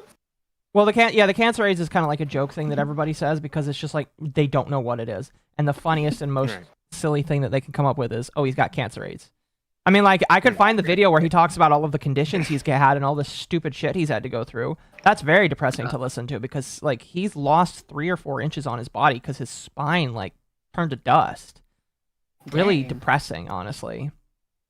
And I think sounds pretty fucked. He had to get, like, a stent put in his heart because his heart was having issues recently, too. So. Dang. I hope he's all right. Well, he's not dead. That's, he does have kidney stones. That's right. He does have kidney stones right now, too. What is it? Someone said, if my headmates are Martin Luther King Jr. and Rosa Parks, would it mean I can have the pass? Yes. Listen. There's a cult out there that technically does that. There's like a cult in Japan about that, like does that. They like pretend to be people that are dead and alive. Exactly. I need to introduce you to that video. They've like made an anime and everything. Oh, really? Oh, boy. brother. Man, am I going to show that video to you one day. That one was hilarious. Well, if it's something that you could easily react to without YouTube getting upset, then I am completely all for that. What is it? I think it's like a Mother's Basement like video, like 2 parts. If you like Mother's Basement, that is. I am not sure I recognize Mother's Basement. You've never heard of Mother's Basement? I'm sure I probably have. Shitbag. Thank you very much. Oh, wow. There's a chance I have. I just don't actually recognize it. I love calling him Mother's shitbag. He's like one of the biggest anime. What is it? If you think If you think Trash Taste is bad with its weird anime takes and like moral superiority, like with Connor stuff, Mother's Basement just steroids, like just steroids on trolls' remorse in the anime community. He was one of the people that wished the death of the SAO author before people called him out on it. Oh. Looks like my trial chamber has cancer AIDS. Yes, my trial chamber does have cancer AIDS, chat. Look at right there. We have Mother's Basement is quite dishonored. Yeah, pretty much. Pretty much everybody knows him as like the I guess punching bag would be semi the right word. Damn. It's mean, but probably also He's accurate. funny though. He's like still fun. He's like still funny when he is really funny. But for the most part, yeah, he's the anime equivalent of a punching bag. That's crazy. Anyway, let's continue. What is it really like? I mean, what are these diseases that they like to play pretend about actually like? Well, take a look. I know how to angle myself with the rest of the men, do you see? That's why I did that to Sue. That's why I did that to Aunt Ethel, you know. And I want Fritz and all of them to know, the praying mantis and the spider and the grasshopper, to know that I think it's very important that we act badly, but I think it's very important that we act in reality of what makes the world go round. You know, you're liable to go sliding off the curb into your death on a man that can't control himself. So really, the endless wins, whether it's no or yes. So. I think bulk sometimes wins. In some of the cases, you know, the very agile cases, the bulk wins. But I think the most important thing the devil can do is to self-sacrifice and coordinate the game. Hello. Welcome. How you doing? A certain someone failed to remind me, and I guess wanted to hope that I forgot and wouldn't be here. That's not what happened whatsoever. That is totally what happened. You see, chat? Akko fucking hates me. Akko just wants me gone. Trying to hide the stream. Nah, you just suck at timing. I will say it's fairly impressive that you could forget something like just within a single day. Just that quick. That's we what talked about happens this when you have the yesterday, attention right around this time. Listen, get enough dents in your head, and you'll be impressed that I can even remember my own name. He's not too far off, I'm going to be real with you. Anyway, we're about halfway through Tumblrisms 1. Oh boy. 1? Yeah. Yeah, this there's is episode 1. there's 2.5 hours of Tumblrisms. I saw the timer. It only said 12 minutes. May God have mercy on these people's souls. We're not going through the whole thing. I'm telling you right now. No, we are not. No, I know. It is more than one term per video then, or? Yeah. There was multiple videos in the series. The video that we're watching right now is all of them like bundled up into one big thing. Oh, okay, gotcha. I mean, if we ever do want Akko to do a marathon stream and do a 24-hour and torture people, I guess what we can do is we can tie Jazz and Kendra down. Also, hello, Kendra. Hello. And then what we can do is put on the Ballad of Ethan Ralph and make everyone have to consume and analyze 10 hours worth of content of Ethan Ralph. What's the Ballad of Ethan Ralph? That's like isn't that like a playlist of all the Ethan Ralph streams with Metokur on them? Oh no, Akko. There is literally a video that is, I believe, called The Ballad of Ethan Ralph, and it is a full 10-hour marathon, back to back to back. I'm not really so sure I'm interested in doing that right now. I didn't say right now. Aren't you already locked into the Aren't you already locked into the fucking Sonichu shit? I forgot his name. Chris Chan. Yeah, you were gonna teach. Yeah, don't you have 20 more parts of that to watch? No, I have 60 more parts of that. Oh Jesus, fuck! I lowballed And it. I got all the way up to like part 5 or part 6 or part 7, and I'm just like, where? Who is? Why? From Mama Oka. Yeah. Internet Sin Master send $5 for more hats. Don't worry, Rage. We virtually tied Jazz down so he can't commit seppuku to escape the Tumblrisms. I'm considering biting off my tongue. They did not gag me, so I have that option still. Also, Rage, I did add a new voice clip today. Oh, a fun new. Yeah, boy. if somebody donates $20, we get the landlords. Oh, fuck's sake. So. Anyway, let's continue. Kmart walk, so pleasure can be even that. Now that gentleman's name is Bob. That was from an HBO documentary about schizophrenia. You can see how disjointed his conversation is. He has to live with his parents. His life is so fucked up over his condition, even with treatment, that he can't really function on a day-to-day life. This was an academic, somebody who was in debate, who had a high intellect, who was into, different kinds of sports, and it was completely cut off at the knees for him. This isn't some great thing. This isn't some grandiose thing for him. He doesn't blog about how fucking fun it is. He doesn't talk about the voices he hears as headmates. It has ruined his life. Let's take a look at another example. I get to the point where I don't want to live anymore because the mental process of the mind takes over. When I think I'm doing good for a while, something mental takes over and it scares me. When's the last time you felt good? I don't remember. It's killing me. It's keeping me from having a boyfriend, keeping me from driving. It's killing me. I just believe if somebody's been suffering years ago, they should take an OD and die because psychologically they may not want to take the OD, but to get out of their misery, they might. They fight it every night. And every day he's always fighting with me. Michael's always fighting with me. Drop dead, geek, retarded bitch. Now, what she's saying is pretty accurate. A lot of people who have these conditions, the real conditions, kill themselves. It's not a fucking game. The suicide rate is anywhere from 30 to 50% from somebody with something like full-blown schizophrenia. Jesus. And they vary, obviously, country to country and year to year. But it's yeah, that's schizophrenia. That's real schizophrenia right there. That's being talked about. Yep. Yeah, that's fucked up, man. Also, I'm sorry. I just want to pull this from chat. Of course, Bull wants to tie down the 2 brown members. I should have known.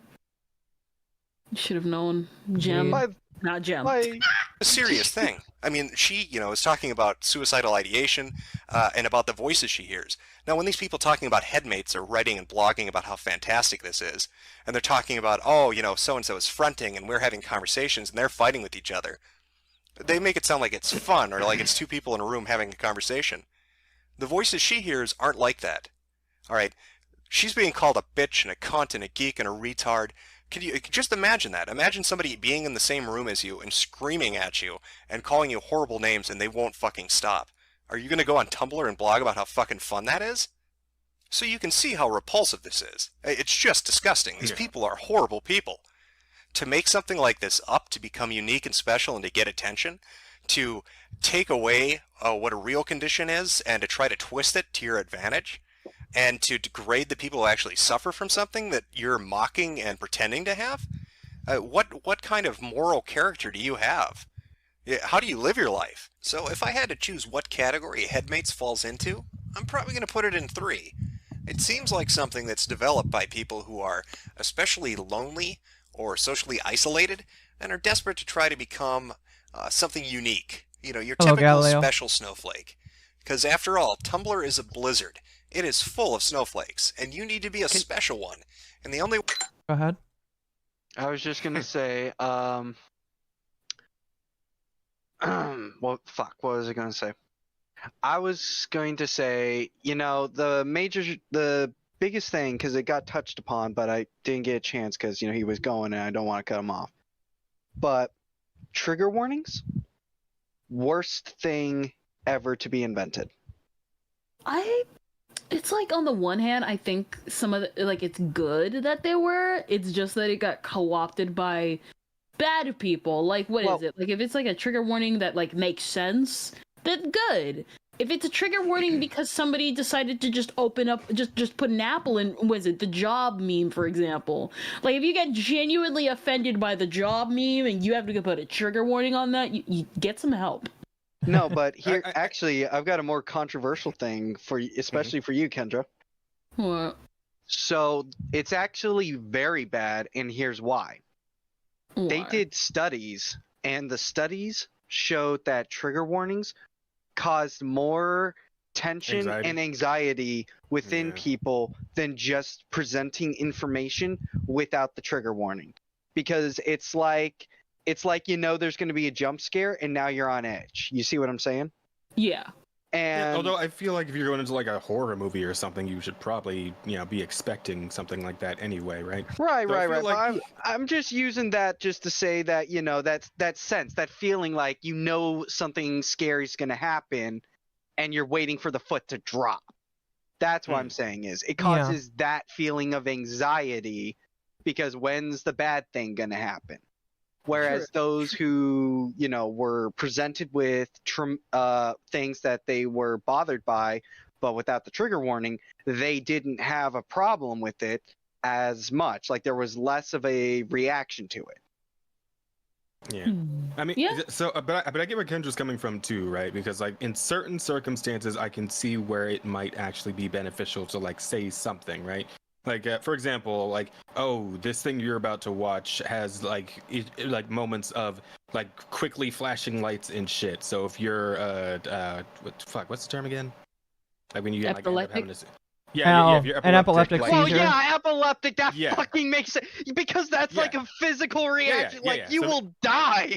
Yes, like if it's like a real health concern, then yes, I would see the point in, you know, putting some sort of warning to let people know, like, okay, yeah, if you're dealing with this sort of thing, be careful, or maybe better yet, just don't even watch this because you know you might be in trouble, like that sort of thing for sure. But if it's just like, oh man, if you don't like scary things, watch out, this is gonna have like blood and gore and a lot of violence and shit, and also it's gonna you know, refer to some, you know, more troubling, you know, situations that later in, it's like, well, yeah, I paid for a ticket to a horror movie, so I was kind of figuring that shit was going to get a bit uncomfortable here. So the best example the best example I can give y'all of me, like an anecdotal personal experience of this, was this. So in when I was taking a medical class, you know, to get first aid certified and such, they actually also decided,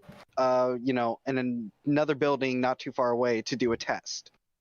They had a trigger warning for blood for one group and then didn't have it with the other. Now, what the major thing was this. You saw the carotid artery of a pig getting slashed. Now, the reason for this and why is because how are you going to react when you see blood? When shit hits the fan, how do you react? Because, and this is a very serious thing, and this is why, like, you know, medical professionals, EMTs need to be trained this way. Because sometimes when people saw blood, when they saw that slash, people just dropped. Just dropped like a sack of potatoes. They weren't physically hurt or anything, just their blood pressure suddenly dropped, their heart. And it's just a mental thing. Like that just happens with some people.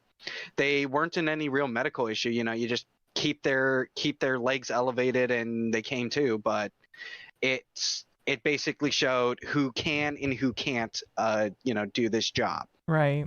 Yeah. Right. But they saw that on average, more people with the trigger warning were getting more visual reactions than those that just sudden flashbang. I would say, like, with trigger warnings, stuff like that, you should not let it be sent visual. $5 for more hats. Remember, people, Porygon got banned for Pikachu's sins.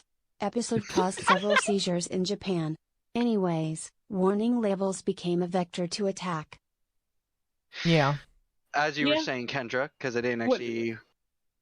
No, you're good. You're good. What is it? I was saying, like, to be fair, like, for me personally, I think trigger warnings are more important on things that are, like, with, like, written documents and stuff like that than, like, actual videos, because that's, like, videos, you're gonna have a visceral reaction because you're gonna watch something that, to your, you know, the placebo effect, to what your mind feels is real. If that makes any sense. Oh, yeah, no, I just wanted to make mention of that, and also fuck you, chat. No, I didn't drop. Wait, what do you mean? You didn't get woozy. Oh. You didn't get woozy learning about where babies come from.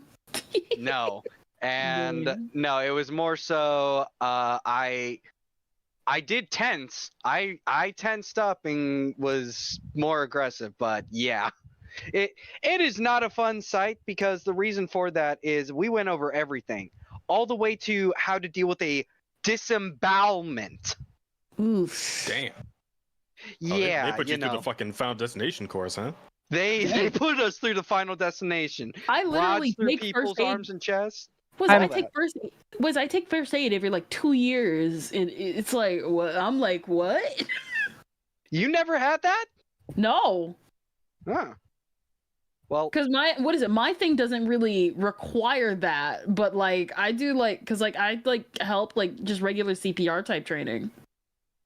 Yeah, mine was CPR, first aid, and like how to deal in a crisis emergency, because again, I was security. I was a security supervisor, so that's probably why I got the more brutal shit. Oh, I mostly just deal with like helping like first aid for like kids and stuff. Aw, that's adorable. Yeah. How was this other skeleton? I'm pretty sure you don't want to traumatize a first aid person dealing with children. Hey, so I know you're gonna be dealing with children. Pulls out Happy Tree Friends, but we're gonna watch this as well. So you know everything that can go wrong. All right, let's continue. The way to do that is to create the craziest shit you can, and to try to convince other people that it is totally legitimate. By the way, that was the end of Tumblrisms 1. Oh my gosh. It's a Christmas So what did you think? miracle! What did you think of Tumblrisms 1? It is definitely Tumblristic. You think so? I think I got a voice in my head right now. It's telling me to kill my motherfucking self. That?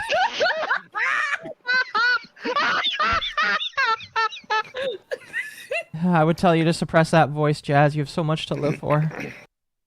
Akko, you gave him headmates. How could you? Shit's contagious. Why not? Oh gosh, no. Headmates. Is it akin to head lice? Every time you talk about it, you get lice. You get lice. Oh no. Get lice, loser. All right, so now that we're through the warm-up, I suppose we can get into the real workout. Exactly. Let's get into the real shit. Oh my gosh. Beautiful. Oh fuck yeah, this is a good one. Thin privilege. Privilege. I don't know about this video, but oh my gosh, I've been hearing about this one so badly. All right, let's... So okay. I have a question though. Go ahead. Like, is it? Because like I get it. Like some people obviously have like just really good metabolisms and really good genes, and they don't really have to like try very hard to be thin. But like, what if we're talking about the people who are like born with the chubby genes, and then they just work their fucking ass off to slim down? They got thin privilege. Yeah, pretty much. Is it kind of a fucking privilege if you had to work hard for it though? Yeah. Yeah, yeah, because not everybody can exercise, Jazz. Not everybody can exercise. Bigot. How dare you? Not everybody can exercise, Jazz. I have many medical conditions that prevent me from being able to exercise, like walking out my door. Now, I'm allergic to the sun. Excuse me, while You know what, Akko? You're right. You're right. I can't kill myself.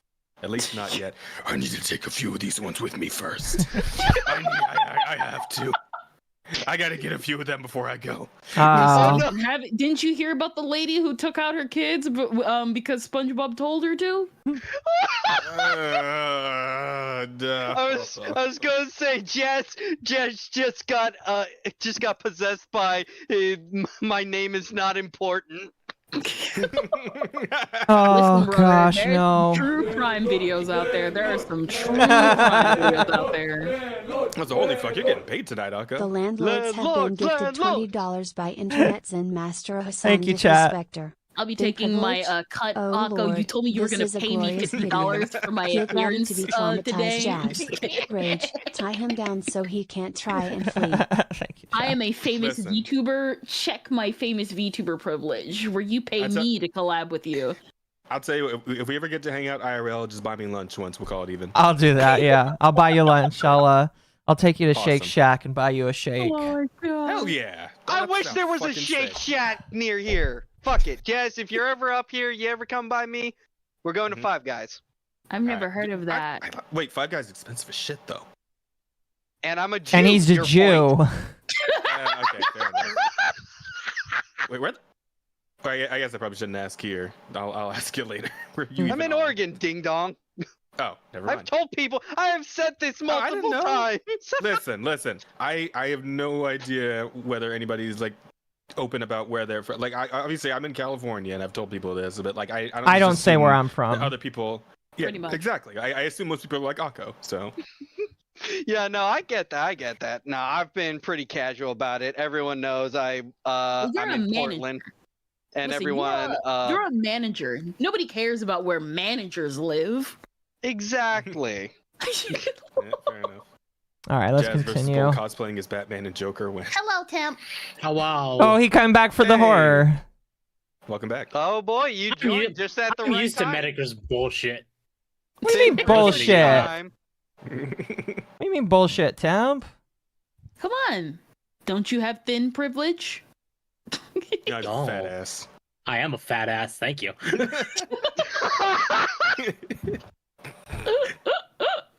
You won't ever hear me deny that. Checking your privilege every single day and thinking about racism the way that our young black men in our community have to think about it, you're not doing it right. Welcome one and all to this second episode of Tumblrisms. Today we've got quite the treat for you. We're going to be taking a look at the phenomena known as thin privilege on Tumblr. Now, you may have heard other terms used in relation to this, maybe even interchangeably. Things like body positivity or fat acceptance. The thing to keep in mind, though, is we're specifically going to be looking at thin privilege.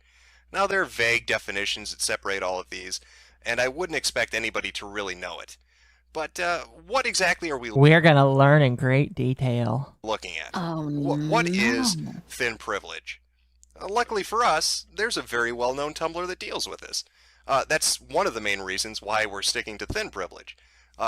Chances are, if you've been on 4chan or Reddit or a host of other forums, you've seen different postings or screen caps or quotes from this specific Tumblr. It is the mecca when it comes to fat and crazy on Tumblr. Well, hell, it is the mecca when it comes to obese insanity on the internet, period. However, before we get into that, before we jump headfirst into that, let's back up a little bit and kind of look at the people we're talking about. Because we're going into a crazy world here of really, really overweight people who, for the most part, don't think there's anything wrong with that. In fact, that's what all those terms are: body positivity, fat acceptance, thin privilege. When you get down to brass tacks, what these people think, the idea that they have in their head, the philosophy they live their life by, is that, morbidly obese people aren't sick or unhealthy. It doesn't affect your longevity, your health, your quality of life, your relationships, or ability to work or have fun or to really do anything. To them, the BMI, body mass index, is just voodoo that was dreamt up in the dungeons of some Nazi scientist with the whole point of oppressing fat people. And we're not really even talking about people who are rationalizing. All right, there's a distinction here. You may be overweight, you may be fat, hell, you could even be obese. And you may not really think it's that much of an issue. Right, specifically to you personally, you might not find it to be a big issue. However, to them, fatness in general is completely fine. You may look at yourself, you might be overweight, like I said, and you might think, well, shit, you know, I'm a big guy, I'm a big girl, whatever. Whatever, I'm fine with it. But you know, deep down in the pit of your stomach, as big as that fucking stomach might be, that you are a fat person, and that generally, being a fat person has a lot of disadvantages. And there are reasons those disadvantages exist. You're wreaking havoc on your body to begin with. I mean, you don't need to be a fucking physically fit person or a doctor to understand that. I mean, at some base level, Hey, I think Anka, everybody pretty much has. Go ahead. Can I propose a request? Okay. Can you just throw up the goddamn Family Guy meme? Which Family Guy meme? I've not watched Family Guy ever. The fat acceptance one. You're gonna have to share that with me. With the wheelchair? No, that's the. I'll share it. I'm gonna share it in friend chat. Just let the video roll and I'll get it for you. Because I think I remember this episode you're talking about where like Peter like was sick of people calling him fat all the time, so he made like a club. Like of fat people to like support each other, and then it's just like all of them standing in a room, and like you can hear them all breathing, right? No. It's like a solid like 10 or 15 seconds, just a bunch of fat people just breathing all loud and shit, just doing nothing but standing in one spot, right? It's like fucking Christ. I don't. Right there. I don't think I can play the video. It might get me in trouble. True. I mean, a few seconds, but I understand. I can't. I don't feel comfortable playing Family Guy. I'm sorry. And then one of their chairs breaks because, of course. Yeah. Of course. Has it in the back of their Family head that, you know what, probably not the best thing. This is the same with anything that's not done in moderation. Especially, you know, we're talking about fat people and overeating and that kind of thing. But anything without moderation is bad. Alcohol, cigarettes, it doesn't really matter. There are always negative consequences to the action. And most informed, normal... You know what's funny? He talks about alcohol and cigarettes, and this man is a chain smoker, and he probably does actually have cancer because of his smoking. Meanwhile, me casually smoking a cigar and drinking some whiskey. Always in moderation, Rage. So. Oh, totally, of course. I am the king of that. Also, hang on. Internet Zen Master. Did you hear about the Fat Acceptance Convention up here in Seattle a couple years back that allegedly damaged the elevators because the participants were too heavy? You know, it's stuff like that where it's like, I want to feel bad. I don't feel but bad. At the same time, you kind of knew what you were doing.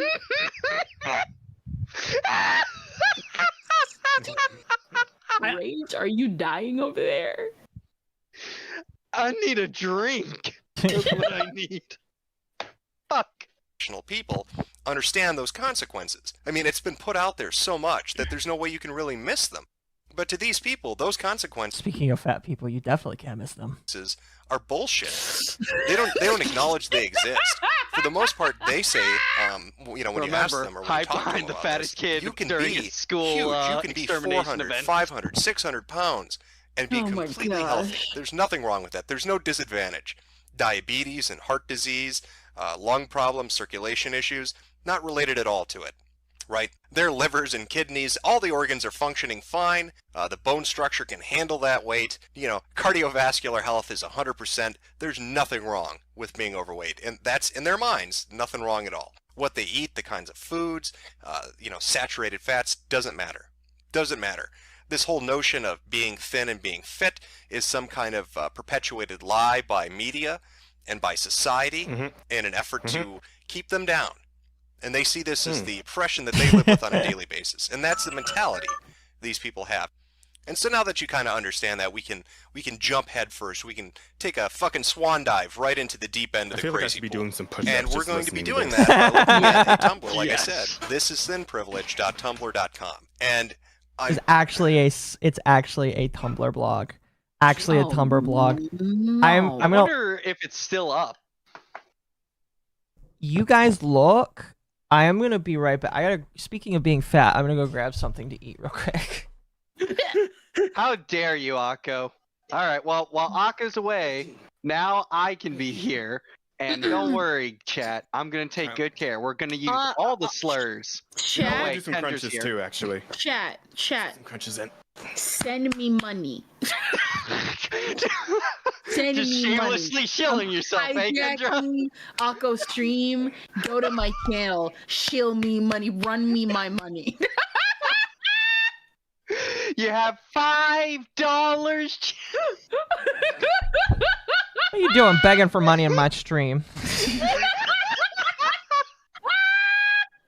What are you talking about, Akko? What are you talking about? I don't know what you're talking about. Kendra, you do need to send me a channel that you want me to shout out so I That's can put it on the button, because I have a button just for shouting out people. So. Okay. I feel better now.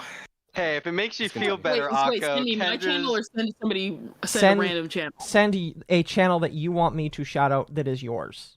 Okay, I was gonna. If you had not clarified that, I literally would have just like pulled up like a random VTuber I liked. I was also going to say, hey, Akko, you need to be thankful and thank Kendra. She prevented me from dropping slurs. Oh, thank you, Kendra. Mama Oko and Hirohe are part of the problem. Lil Bertarian found out Mom is part of the problem and gave her $10.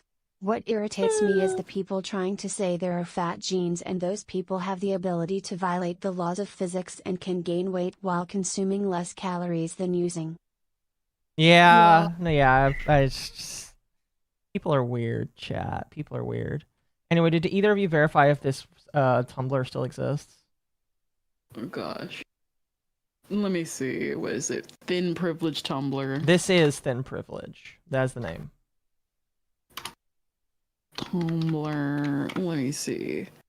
This is Thin Privilege. Here it is. Does it still exist? Yep. I hate Tumblr because I never can tell when the dates are still like ongoing. Was it fat phobia and ageism is insidious? You can look up like food and it'll say eat a lot of food because diabetes, and you're like, oh dang, what? I thought we didn't know the cause of diabetes. So you look up what causes diabetes and it says we still don't know what causes diabetes. Bruh, just making crap up to give people eating disorders. This is like the first post when I got on. I'll put it in chat. That's terrifying. It might not let you because it's a link. What is it? No. I mean like main chat. Oh, What is it? in the friend chat. Yes. Yeah, put it in there, friend please. chat. Oh, there you go. That's the first post I saw that I just read. By Holy the way. shit! It still exists. It still lives, chat. Also, I'm putting my channel in there. That's the channel I want featured. It's becoming clear that being fat makes you diabetic is actually misapplied observation and like backwards cause and effect. What the fuck is this shit? Cope. It is pure cope. Like, What the obviously, fuck? different body types are like a thing, but like this, no. Listen, there's a reason why Shuan had made that one video about like be like, listen. There's a reason why there's no what is it? I think Asmongold actually said this. There's a reason why you never see like 100. Was it 100? Was it 1,000-pound 100-year-olds? Because they're all dead before they reach 100. Exactly. Holy shit. Let's see. They're all talking about diabetes. What the fuck? Diabetes is Here's real. one. Oh, bye, Bull. Oh, did Bull leave? Bye. Oh, bye, Rage. Repeating this just because people need to hear this. You don't get type 2 diabetes from being fat. Type 2 diabetes makes you put on fat. We've had the causality backwards. These people are insane. Yep.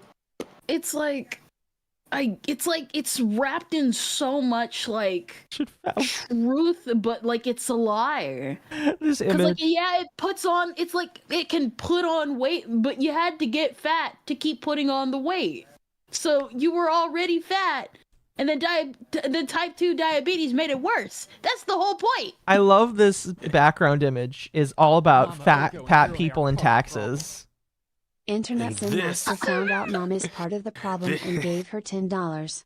This is Thin Privilege. Tumblr is active as of 1 week ago. Also, the amount of fat acceptance idiots in Seattle is horrifying. Can I switch Portland's thin Antifa weirdos with Seattle's fat acceptance? Yes. You may. Listen, chat, you just don't get it. This is to cope even further beyond. Okay, so I'm gonna read this one post and then we're gonna continue. I'm sorry, I exerted myself too much there. My goal is to try and get past the fat acceptance video before we have to end off here. But I'm gonna read this post first. Okay. So this person commented on them and they said thank you. So V Geminiv asked, "This isn't directly about my experience being plus size, but I saw your post about getting a scooter, and I thought I'd share my story about also advocating for my disability. I'm a music student with a sensory processing disability. Love, how the fuck are you a music student with that? What the fuck? Love music, and I want to make music as my job forever.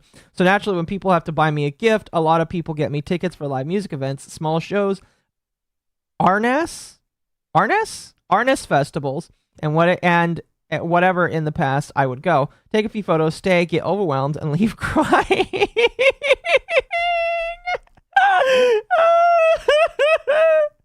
This year I've started advocating for myself, letting people know I don't actually like going to live shows.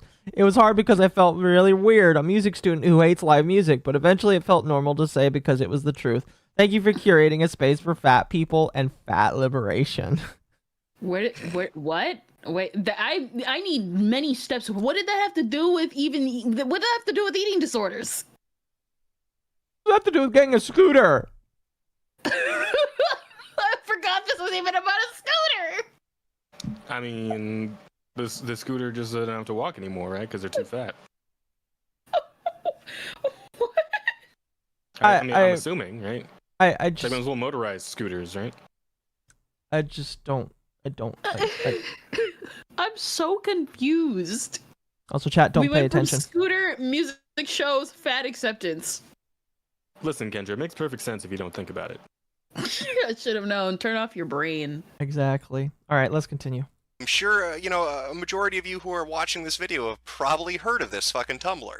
It's pretty infamous. Now, you could look at something like this and say, holy shit, this has to be somebody trolling. This cannot fucking be real. And you could be right. At some level, this might be the most elaborate troll, that's ever been put out there. But the thing to keep in mind as we move forward, even if this specific Tumblr were completely fictitious, even if the people running it were just trolling out of their ass, there are a lot of people that believe it.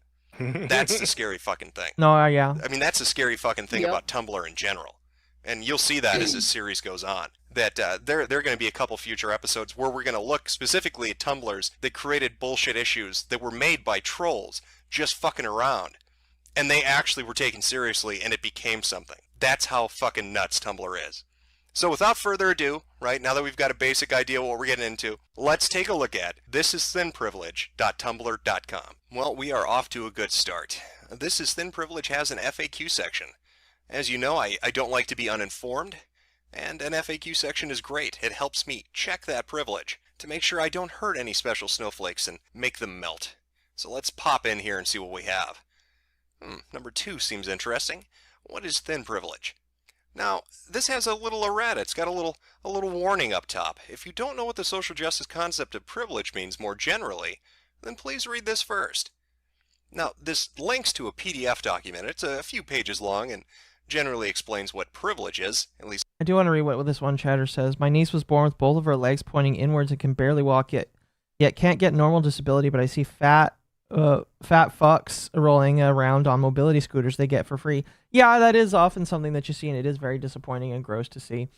Yeah. Fat people typically do get more of this attention. I don't understand it. Well, I kind of understand it from the standpoint of it's a spectacle. Fat people are definitely a spectacle, and people want to make something out of a spectacle, so they'll give fat people that kind of attention for that reason. So that is definitely part of the reason why I feel like, at the very least, that does sound very depressing though. Your niece does require that kind of stuff, and the fact that it's given to other people is just kind of sad to me. Honestly, it's really depressing to hear. I don't know.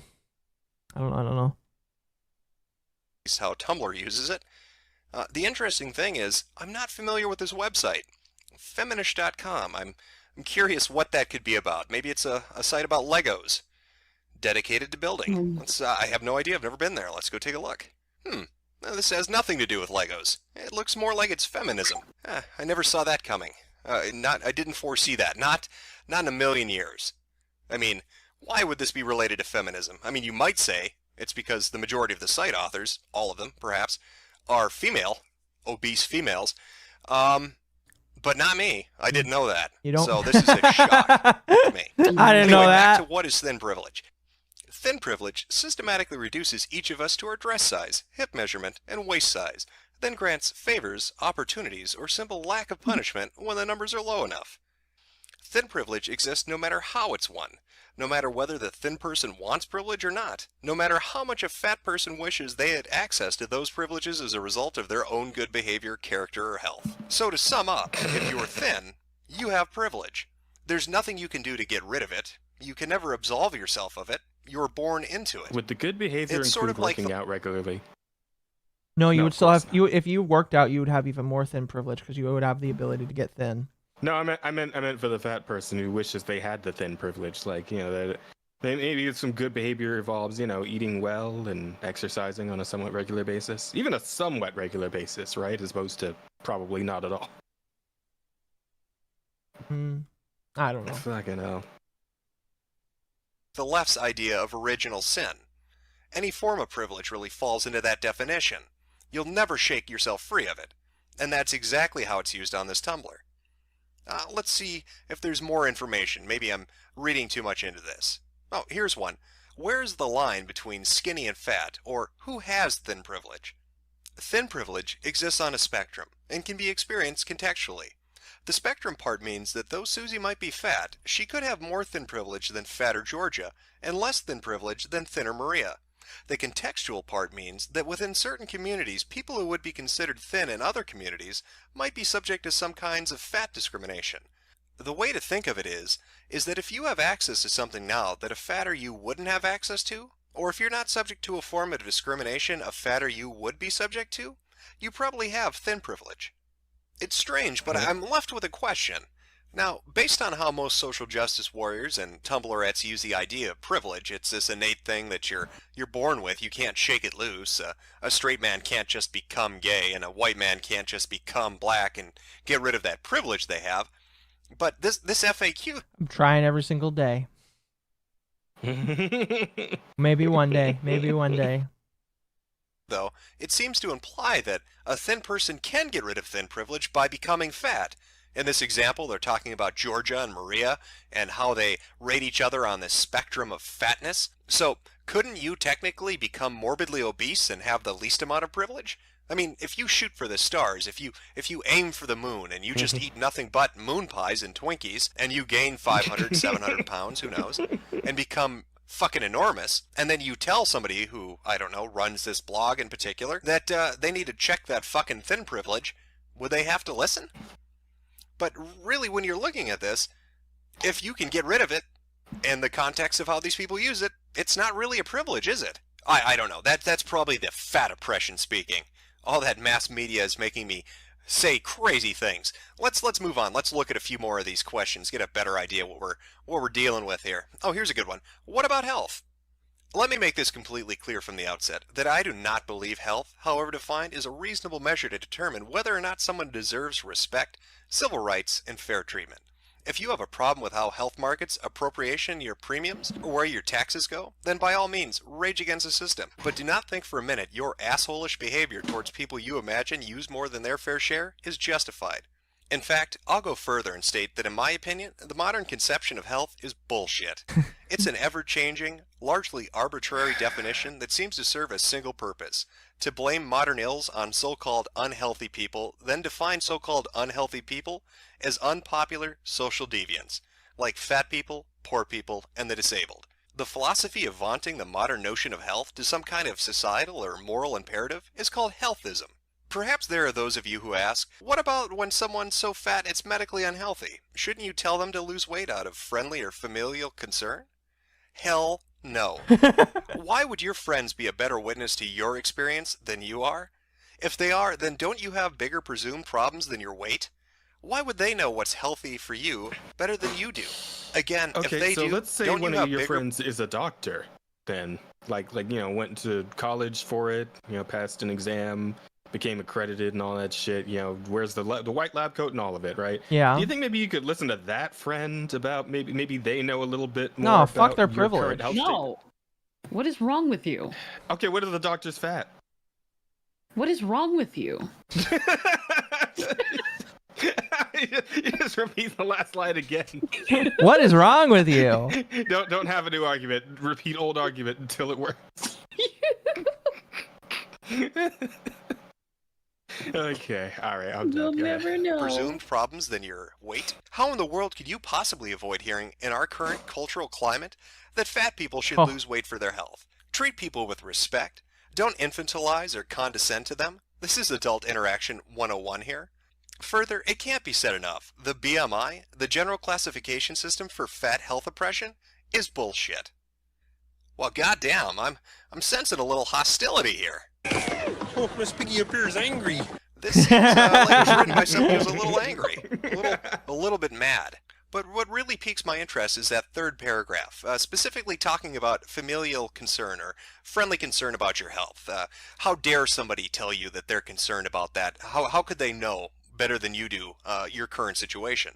Now, for anybody who's ever been a part of an intervention or seen one on television like A&E's intervention series, this strikes me as junkie logic. I mean, let's rewrite it. Let's reword this. Let's pretend this wasn't on thisisthinprivilege.com, but heroinjunkie.com. Imagine this was a Tumblr written by a drug user. And just reword it. Take out all those instances of fat and, thin and replace it with drug use and sober. This could have been written by somebody who's strung out on heroin. I'm walking on sunshine.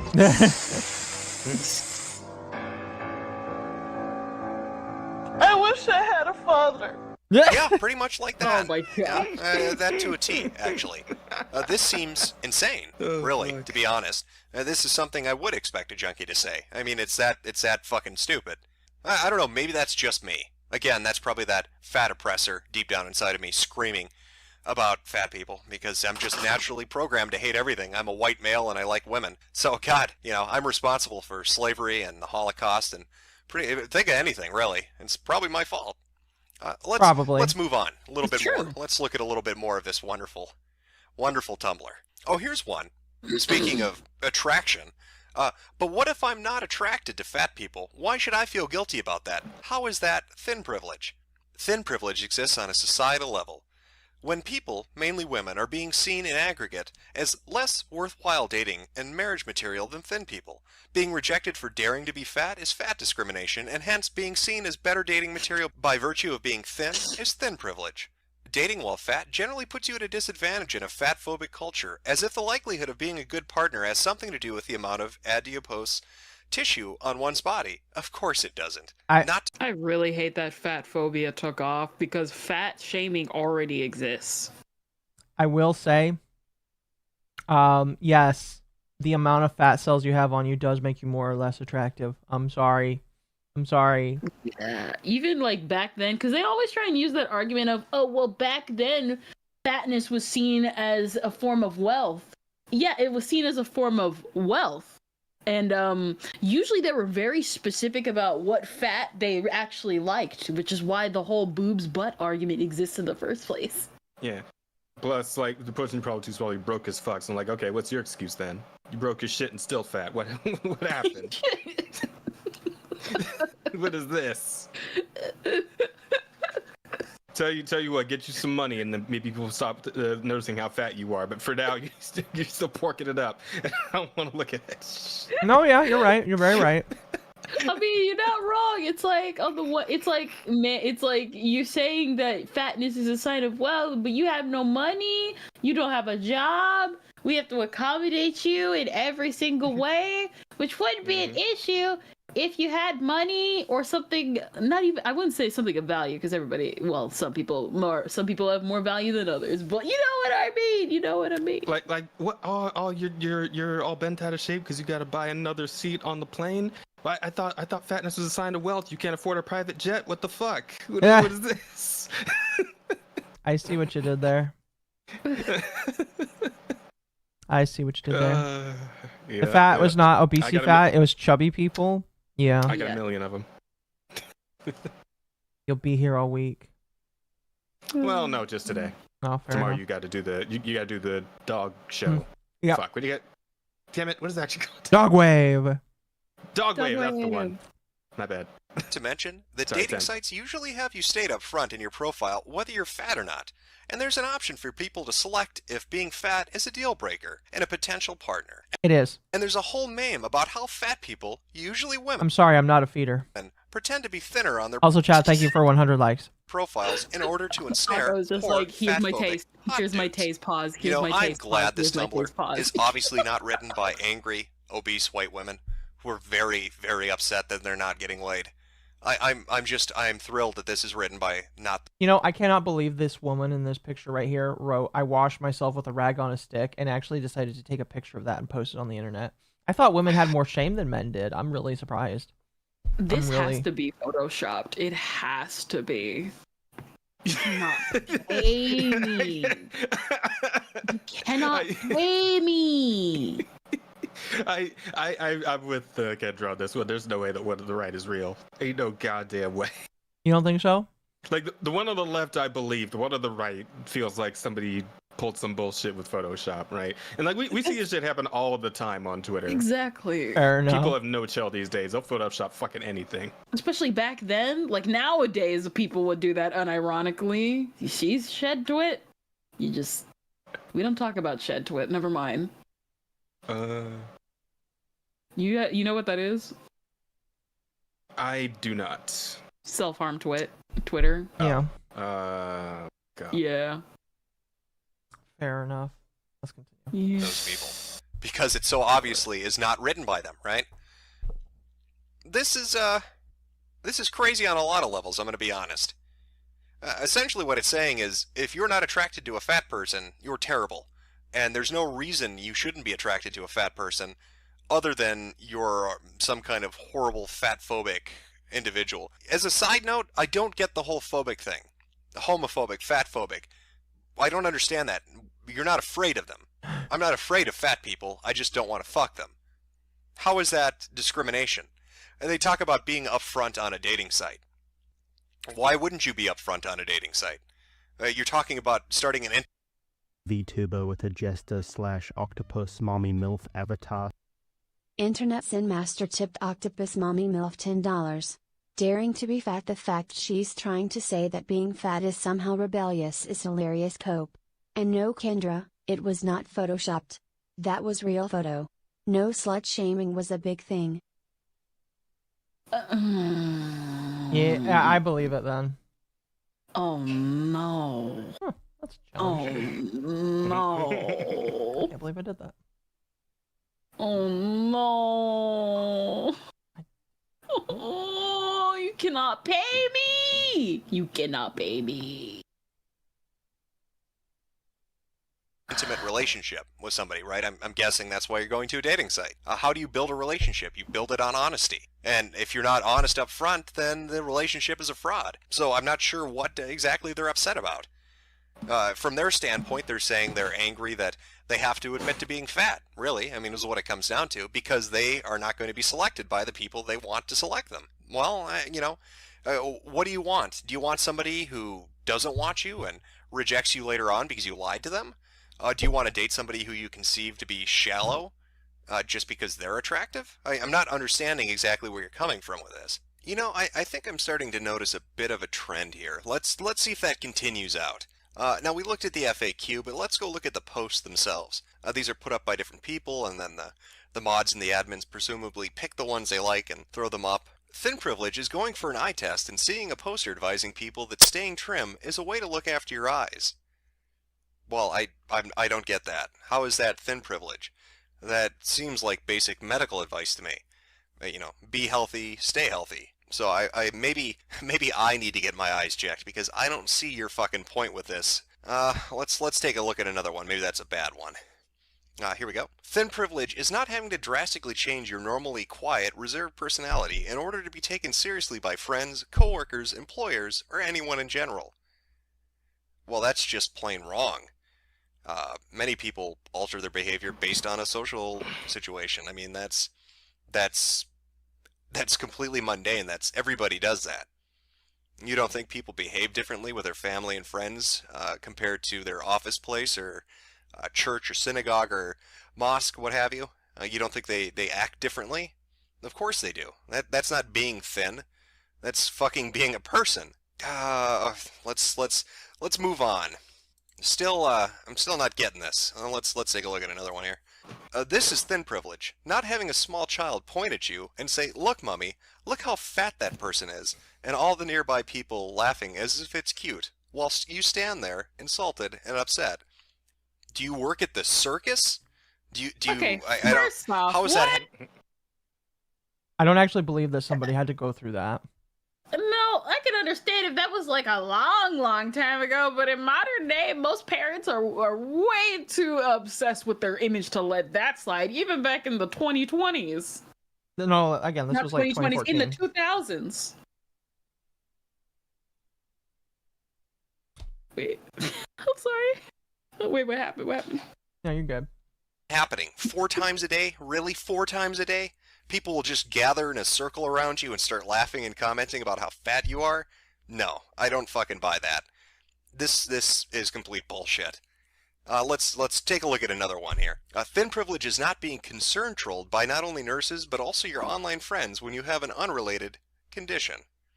I play an online MMO video game in which I have a group of friends called a guild.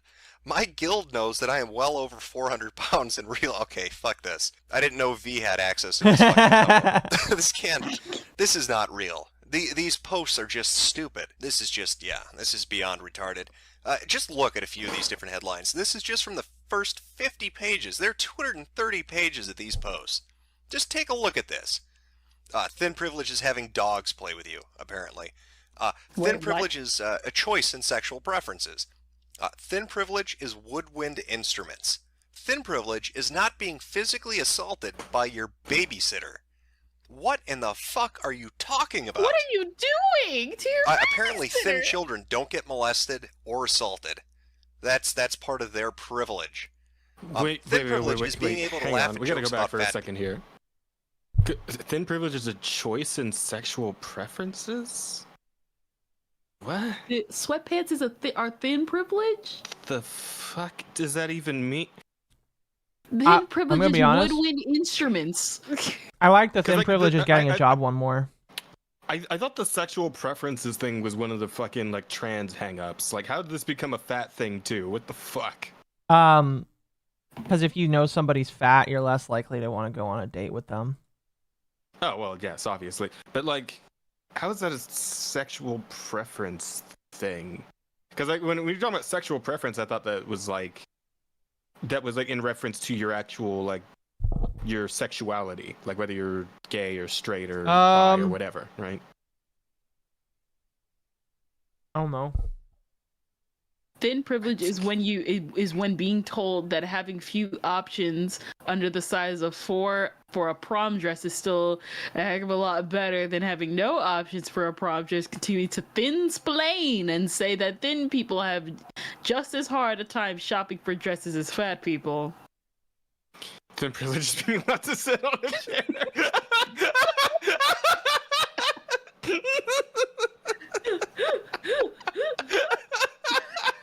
There's no way.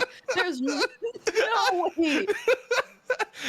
No, this has to be an elaborate troll. This can't be real. No, Oh, some of these are definitely fake.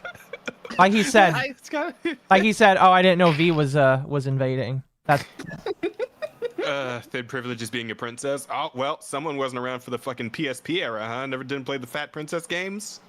The fuck, bro. Anyway, let's continue. No, that's called having a fucking sense of humor. These people are beyond delusional.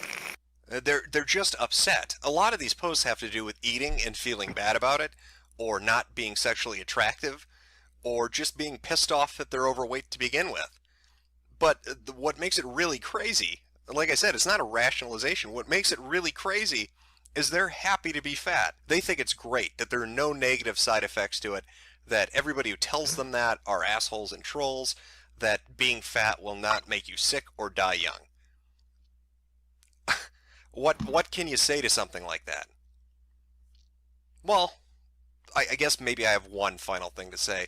That picture I used in the beginning, yeah, that one. That particular picture happens to come from an article back from 2009 in The Guardian. The whole article in itself was simply her talking about her concern for her brother's health and how he was overweight and the impact that would have on him, and she was scared she was going to lose him young in his life. It was, it's a touching article. The sad part is, 2 hours after she posted it, he died of exactly the things that she was afraid of. What? Oh my, what? I'm sorry, I don't mean to laugh, but like, no.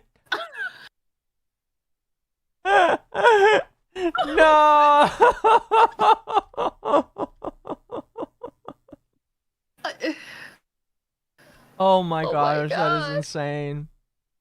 2 hours later, he was dead.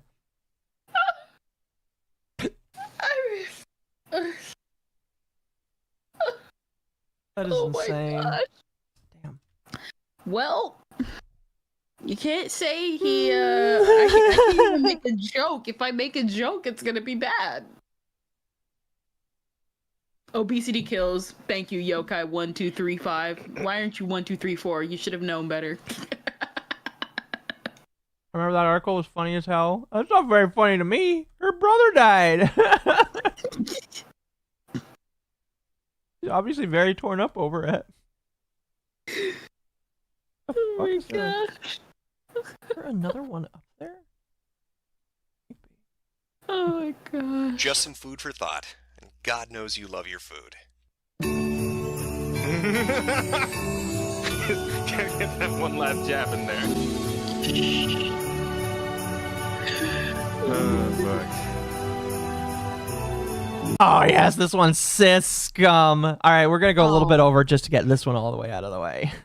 Oh, I am curious. I am curious about cis scum. Sounds like a fucking yeast infection or something.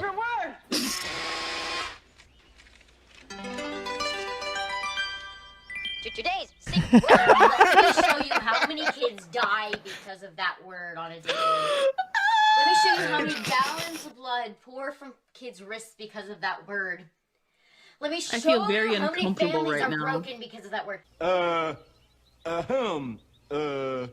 So say the word one more damn time and use it in a song and insist it means nothing, and I just am offended by it. Say faggot.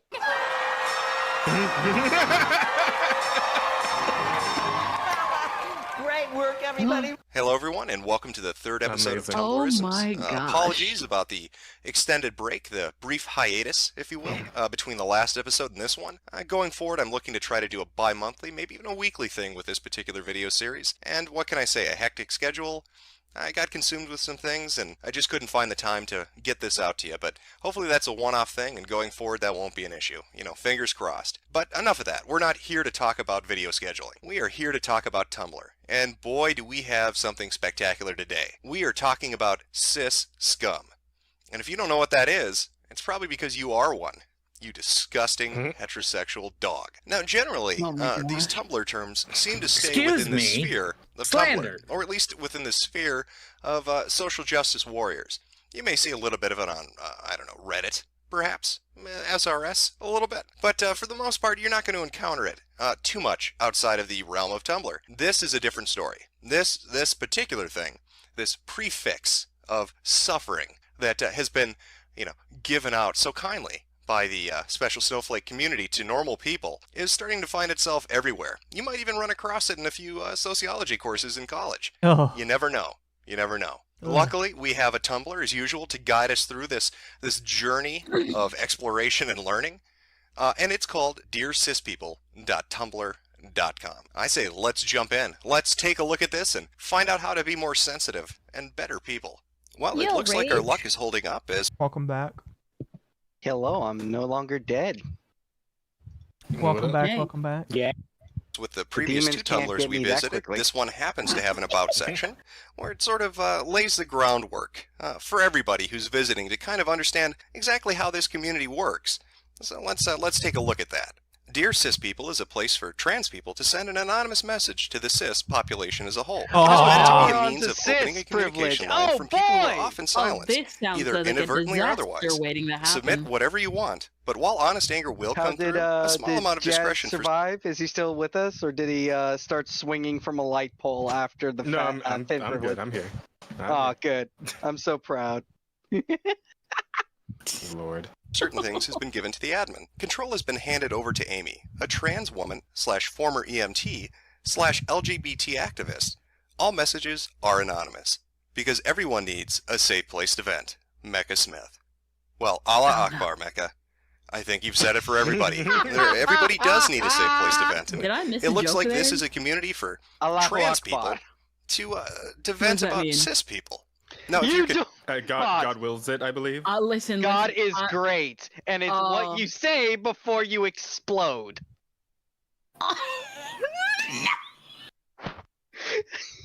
Like I said, I'm too normal. I'm too normal. You are too precious, Kendra. Last time that you did that, it caused a stir. Oh goodness.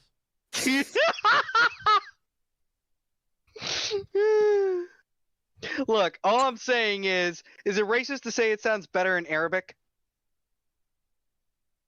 I don't think you should say it, Not period. legally allowed. Not legally allowed. I don't think you to should say it, that. period, because YouTube doesn't like it.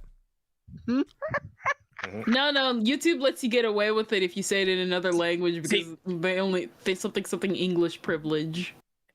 The sad part is I hear that the most with another friend, and it's his Leroy Jenkins. He has also got. Thank you, Dom. Tourette's. Tourette's, yeah. But we'll be playing some like intense game, and he goes in, no one is gonna die, and just yells that. Pretty Look, much. I'm just saying, God is great. Like, we can all agree. But it sounds better in Arabic when you're about to explode. It always sounds better when you're about to explode. All right, let's continue. confused what is a cis person, I think you'll start to get an idea of it as we go through these postings. Now, if you watch the other two Tumblrism videos, you know that I like to get a feel for the people running this. Before we get into the Tumblr, before we see the community itself, let's see who set it up. Right? We read the About section, and it's got some ground rules. There are other things there too, like, don't make death threats or post people's personal information. Very blasé, very basic things that you would expect to find on any community on the internet, really. But let's see who these co-admins are, because it says co-admin Tumblr 1 and co-admin Tumblr 2. So let's take a look at co-admin number 1, Stolen Blue Box, and we've got an About Me section right there. That's great. I'm kind of complicated. I'm an EMT, an LGBT activist, a digital designer, an audio engineer by training, a photographer, a videographer by passion, a hard femme transgender lesbian living out 24/7 and dealing with the world, friends, family, and being born with the wrong... I'm not saying anything, but that's too many Hard titles to remember. femme, transgender lesbian. Something along those lines, yes. So, you like women, but no one wants to fuck you, so you're calling yourself something else. Wouldn't we just call that an incel? Exactly. body. I just I'm don't also know if married to anyone my picked wonderful up on wife. She is awesome. Also, my mammalian complex is the size of the Hulk. Imagine a Hulk shaped like a kitty, and that's my mammalian complex. So there are plenty of things like kitties and puppies and babies and wibbles. Let me be clear. What's a Everyone can be mammalian? called out at any point. Trans, cis, straight, gay, bi-pan, white, POC, able, disabled, neurotypical, feminist, people who are people, and the golden rule is people suck on occasion. Alright, so that's admin number 1. A very interesting individual, I'm sure you'd agree. Well, let's take a look at admin number 2. Let's find out a little bit about this person, the not-so-cliche world of W. About me. So, who am I?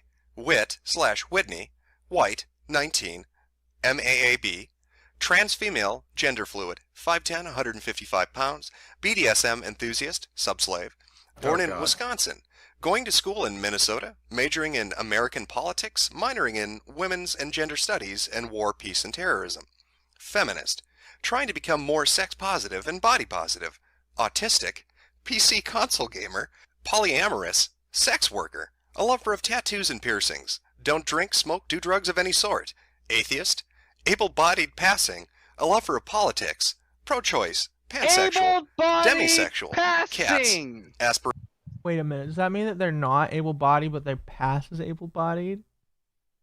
That makes no sense. That means it's just all in their head. It's all in your head. It's always all in your head. I think that legitimately just means that they're broken, but they pretend to be normal. So me. Yes, you're able passing. Nice. I mean, that does explain how I became a supervisor and why no one questioned it for 5 years. Sounds about right. Sounds about right. Aspirations to be a career trans right activist, politician, or a porn star. Well, just lovely. I hate that the porn star. Just happy. an autistic, I'm feeling atheist, glad. feminist, transsexual. Okay, I think we all know after reading these two bios exactly what we're getting into. I think we should all have a very, very clear idea of what Dear Cis People is going to be like. Well, now that we know who both the admins are and we've seen the About section, let's jump in. Let's find out what these trans people are like and what's so terrible about these horrible, horrible cis people. Now, I've taken the liberty of grabbing a cross-section of different postings on this particular Tumblr. There are many pages, 70-plus pages, so I grabbed a little bit of each and tried to arrange them so you get a flavor, an idea of what this community's like and what is exactly wrong with those fucking cis pigs. So let's take a look. Dear Cis People, insisting you use my preferred name / pronouns doesn't make me a bad person. Dear Cis People, stop justifying yourself using the wrong pronouns. Dear Cis People, it's not okay for you to call me by the wrong pronouns, even if you're quoting someone else. Dear Cis People, pronouns are hard to adjust to. I get it. But at least make an effort and don't refer to me by my non-preferred pronouns when I'm Dear not around. Alphabet people, Just think, you may hate I someone, don't need but to you still put give any them the time respect for a of random correctly fuck gendering that I them. don't know. I'd like that same respect. Oh my God, I don't know how I could deal with this. These poor people, having others use their non-preferred pronouns. My God, I don't know how I'd react to that. I'd probably, I don't know, hide under my bed and board up the house and pray that it just stops. Now you may be saying to yourself, I don't know what the hell a preferred pronoun is. Well, you're in luck. I happen to have a list of preferred pronouns that's going to help ease you out of your bigotry and cis hatred and lead you into the promised land of equality and rainbows. Now, you're going to recognize a few of these, him and her, she and he, they and them. I mean, these are familiar ones we've all grown up with and we've used for a long time. But that's not where it ends. Now, you need to learn the new pronouns. Get ready. Now, first up, we've got Z and here. That's Z-E and H-I-R. Fee and per, P-H-E and P-E-R. Thon and thon. That's a pretty easy one to remember. It's just thon. E and M. But the list doesn't end there. No. If you look on the side there, more gender-neutral pronouns. Well, let's see what we've got. Z, ni, one, ze, se, ve, te, e, yoko, re, ne, hu, te, ve. Now, if you're thinking to yourself, my God, it sounds like he's speaking Klingon, you probably watch too much Star Trek. But it's close. It's close. Now, just this say could be it. confusing. I mean, hang on, Akko, pause if you're there. I'm willing to bet if we traced some of this stuff, I'm willing to fucking bet dollars to donuts that we would find out that this shit originates from some shitty fan thing like Star Trek or some crap like that. How much you all want to bet in chat? I don't bet any money. I'll be right back, though. All right. Well, Akko's gone. All right, time to bust out the slurs. Okay, everybody, you know what to do. You know what to do. No, Kendra, you already got to. Now Jazz can. Jazz is allowed. Shamelessly shill. Listen, if you guys just want to swing by the Digital Soul Spark channel or the Offensive Charm podcast channel, it'd be nice to have you guys there. That's all. And donate money. I mean, if you guys really want to, but I'd be satisfied with just you guys coming by for a visit during. I gotta teach this man. I still gotta teach him how to shill. Also, Rage, what do you mean shilling? I wasn't shilling earlier. That was give me money. There is no shilling when it comes to money. I'm not dancing around the subject. Give me money. Also, I love the fact that my joke comment when I was saying it's all in your head, it got people singing Clint Eastwood. Oh, we got another one. Internet Master found out Mom is part of the problem and gave her $10. 1,000 year of internet PTSD at the insane pronouns being added. Rage, how much do I have to pay you to switch the fat activists in Seattle with Portland's Antifa tweakers? Oy vey, well, you see, if you sign on the dotted line here, I can definitely make that happen. However, it's just going to have the one small time fee of your either A, Eternal Soul, B, Firstborn, or C, it is going to have to be a family member of some sort. Should have known. Always a cost. Indeed. Let's continue here. I do want to end soon because I do need to get some stuff done before bed. So we're gonna go for a couple more minutes and then we're gonna end off here. There's so many pronouns there. gosh, How do you do it? I mean, these people are talking about you should always ask, and I know that from now on that's what I'm gonna do. When I go into a job interview, I'm not gonna say hello. I'm gonna say, excuse me, before we start this, allow me to ask you, what are your preferred pronouns? If I'm in church, forget communion. I need to ask the priest, excuse me, what are your preferred pronouns? And of course, if somebody's being murdered down the street and screaming for help, I'm going to call that operator. But first, before I tell them where the crime is actually taking place, I'm going to be sure to address them by their preferred pronouns, and I'm going to ask them. Now you may be thinking to yourself, oh my god, I'm a horrible piece of cis scum, but I'd like a preferred pronoun. They sound kind of cool. How could I get one, even though I'm normal? So I technically probably shouldn't have one. Well, here you go. It's your own little chart. You can use it. Just take one from the first column and one from the second column, put them together, and boom. You're no longer just a cis piece of shit. You're something special now. Maybe you're going to be a cisgender, bi-fictive, pan-religious, pony spiritualist. It's up to you. How about a necrosexual, trans-ethnic, heterospecies, cisgender? Okay. Maybe a polyphilic, A-abled, femi-romantic, paraspecies, non-religious, heterokin. Just remember, when you meet somebody, be sure to tell them those are your preferred pronouns, and make sure to check their privilege every time they forget that you are a other sexual, demi-ethnic, trans-fictive, able-bodied pan pony. It's not your fault. You know what? Fuck it. Just give me all the terms. Just put them all into one dear cis title. people. One big One does one. not choose one's gender. One does choose one's gender's presentation. Dear cis people. I do not go on about gender. You go on about gender. I correct you when you misgender me. Sure. And then we have a conversation where you argue grammar and or convenience, and I have to explain dysphoria for the 100th time. And then on the off occasion, when I have an opinion about gender, what with fast becoming an expert on it, you tell me I'm going on about it. Piss off, dear cis people. Please stop describing yourself as having accepted your assigned gender. You just happen, by chance, to match it. And saying you accept it implies that trans people are all just being fussy. And stop putting cis in those contemptuous commas, i.e. cis. It's rude. It implies you'd rather say normal. And Hey, you're not normal. Akko, can I pop off? If you pop off, we're going to be done after that.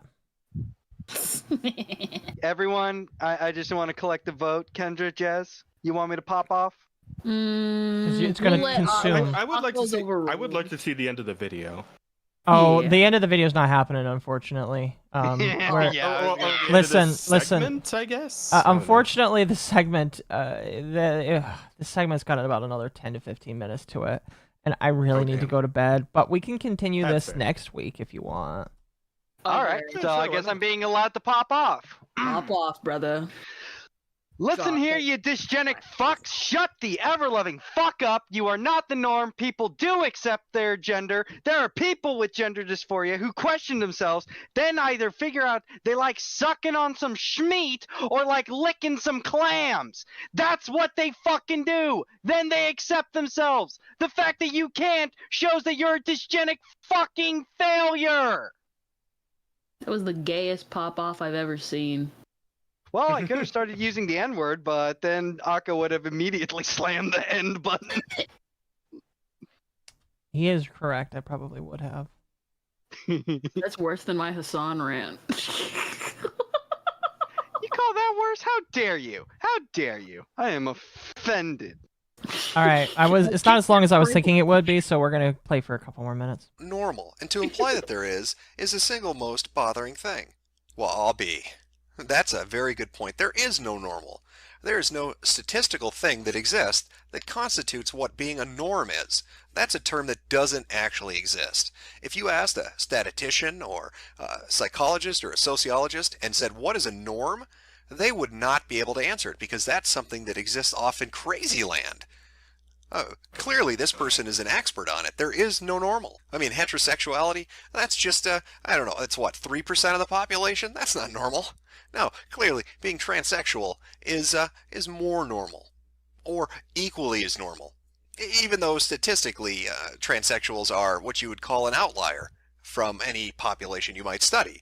No, I'm sorry, I'm using those magical crazy words again that academics might. Boy, they sure like to talk about gender, though, don't they? Why are you yelling at Metokur? He agrees with you. No, I'm annoyed because these people have been constantly for over and over for the last 8 goddamn years have tried to act like it's a normal thing when it's not. Fucking, let me put it to you this way. How many people here knew a transgender person back in 2016? Y'all can raise your hand? You didn't? Kendra? Technically I roleplayed, so I probably did. If you're struggling about it, then no. All right. Oh, okay, there's like a lot of factors into it, but basically I did not know they were. Okay, later I was like doesn't a child. Oh yeah, forget you're a fetus. Never mind, you don't count. Your opinion does not fucking matter. Akko, what were you saying? I was a role player, so the chances that I did know. Exactly. So you were the weirdo who got into the weird kinky places and somehow didn't get picked up in a van. So again, you weren't the normal one. But you see what I'm trying to say? This fucking shit was just garbage. And that's why I'm so fucking tired of it. These people, they are not the norm. They can't stand normality. And because they can't just be happy with themselves, whatever they may fucking be, they got to make it everyone else's goddamn problem. And that's why we're still here. Beautiful. Indeed. Well done. Indeed. I think that's where we're going to end it off for tonight. Well, All right, works for me. Let me make sure I got all the super chats because I am not a cheat. I'm not a cheat. Akko. Oh, I missed one from earlier. I think it must have come when I was out. Internet Zen Master for 10, daring to be fat. The fact that she's trying to say that being fat is somehow rebellious and is a hilarious cope. No, Kendra, it was not Photoshop. That was a real photo. No slut shaming was a big thing. I think I was better earlier. Young for 2. Young for 2, medical appropriation, LOL. And then young again for 2. Tomorrow is transgender, tomorrow transracial. Today is transgender, tomorrow is transracial. Yeah, I'm fine with that. You can be transracial. People have already tried and failed. Dibbers for 5. Minecraft 2 would be regular Minecraft, but it would be an ecchi game. I'd be okay with that. Fuck off! No! Hit them with a rock. Who's live right now? Yellow Flash is live right now. Alright, chat. No! We already got that gooner crap. Alright, chat. Massive thank you for tonight's support. Very much appreciate it. I think the landlords are very happy right now. The landlords are going to be very, very, very happy with all of your contributions to the Anti-Hassan Fund. So, very much appreciated. Very, very much appreciated. Let me make sure I do quick shouts out for both of you here since I got you. Thank you for having me. Thank you indeed. Yeah, for sure. It was definitely very different. You make it sound like it's a bad thing. No. Dang, that's just me being funny. But no, this was actually pretty funny. Oh my gosh. I can't believe I missed out on all this because I was watching Jay from... No, not Jay. I was watching Leafy is Here because, yes, I was an unironic Leafy fan as a kid. Yeah. Well, now... you were one of the people I bullied when I was younger. Now I'll help you catch up. I will help you catch up, basically. Oh my Anyway... God. Chat, I'm sending you all a flash on YouTube because that is what I do. On Twitch, hashtag Squelchies. Put Squelchies in the chat. I'm no. Oh, goodness. We're gonna irritate Akko to death. All right. I've finished up my horse career. Good job, Bakushin. It's time for bed. All right, chat. You guys have a good one, everybody, and I will see you tomorrow. Dogwave.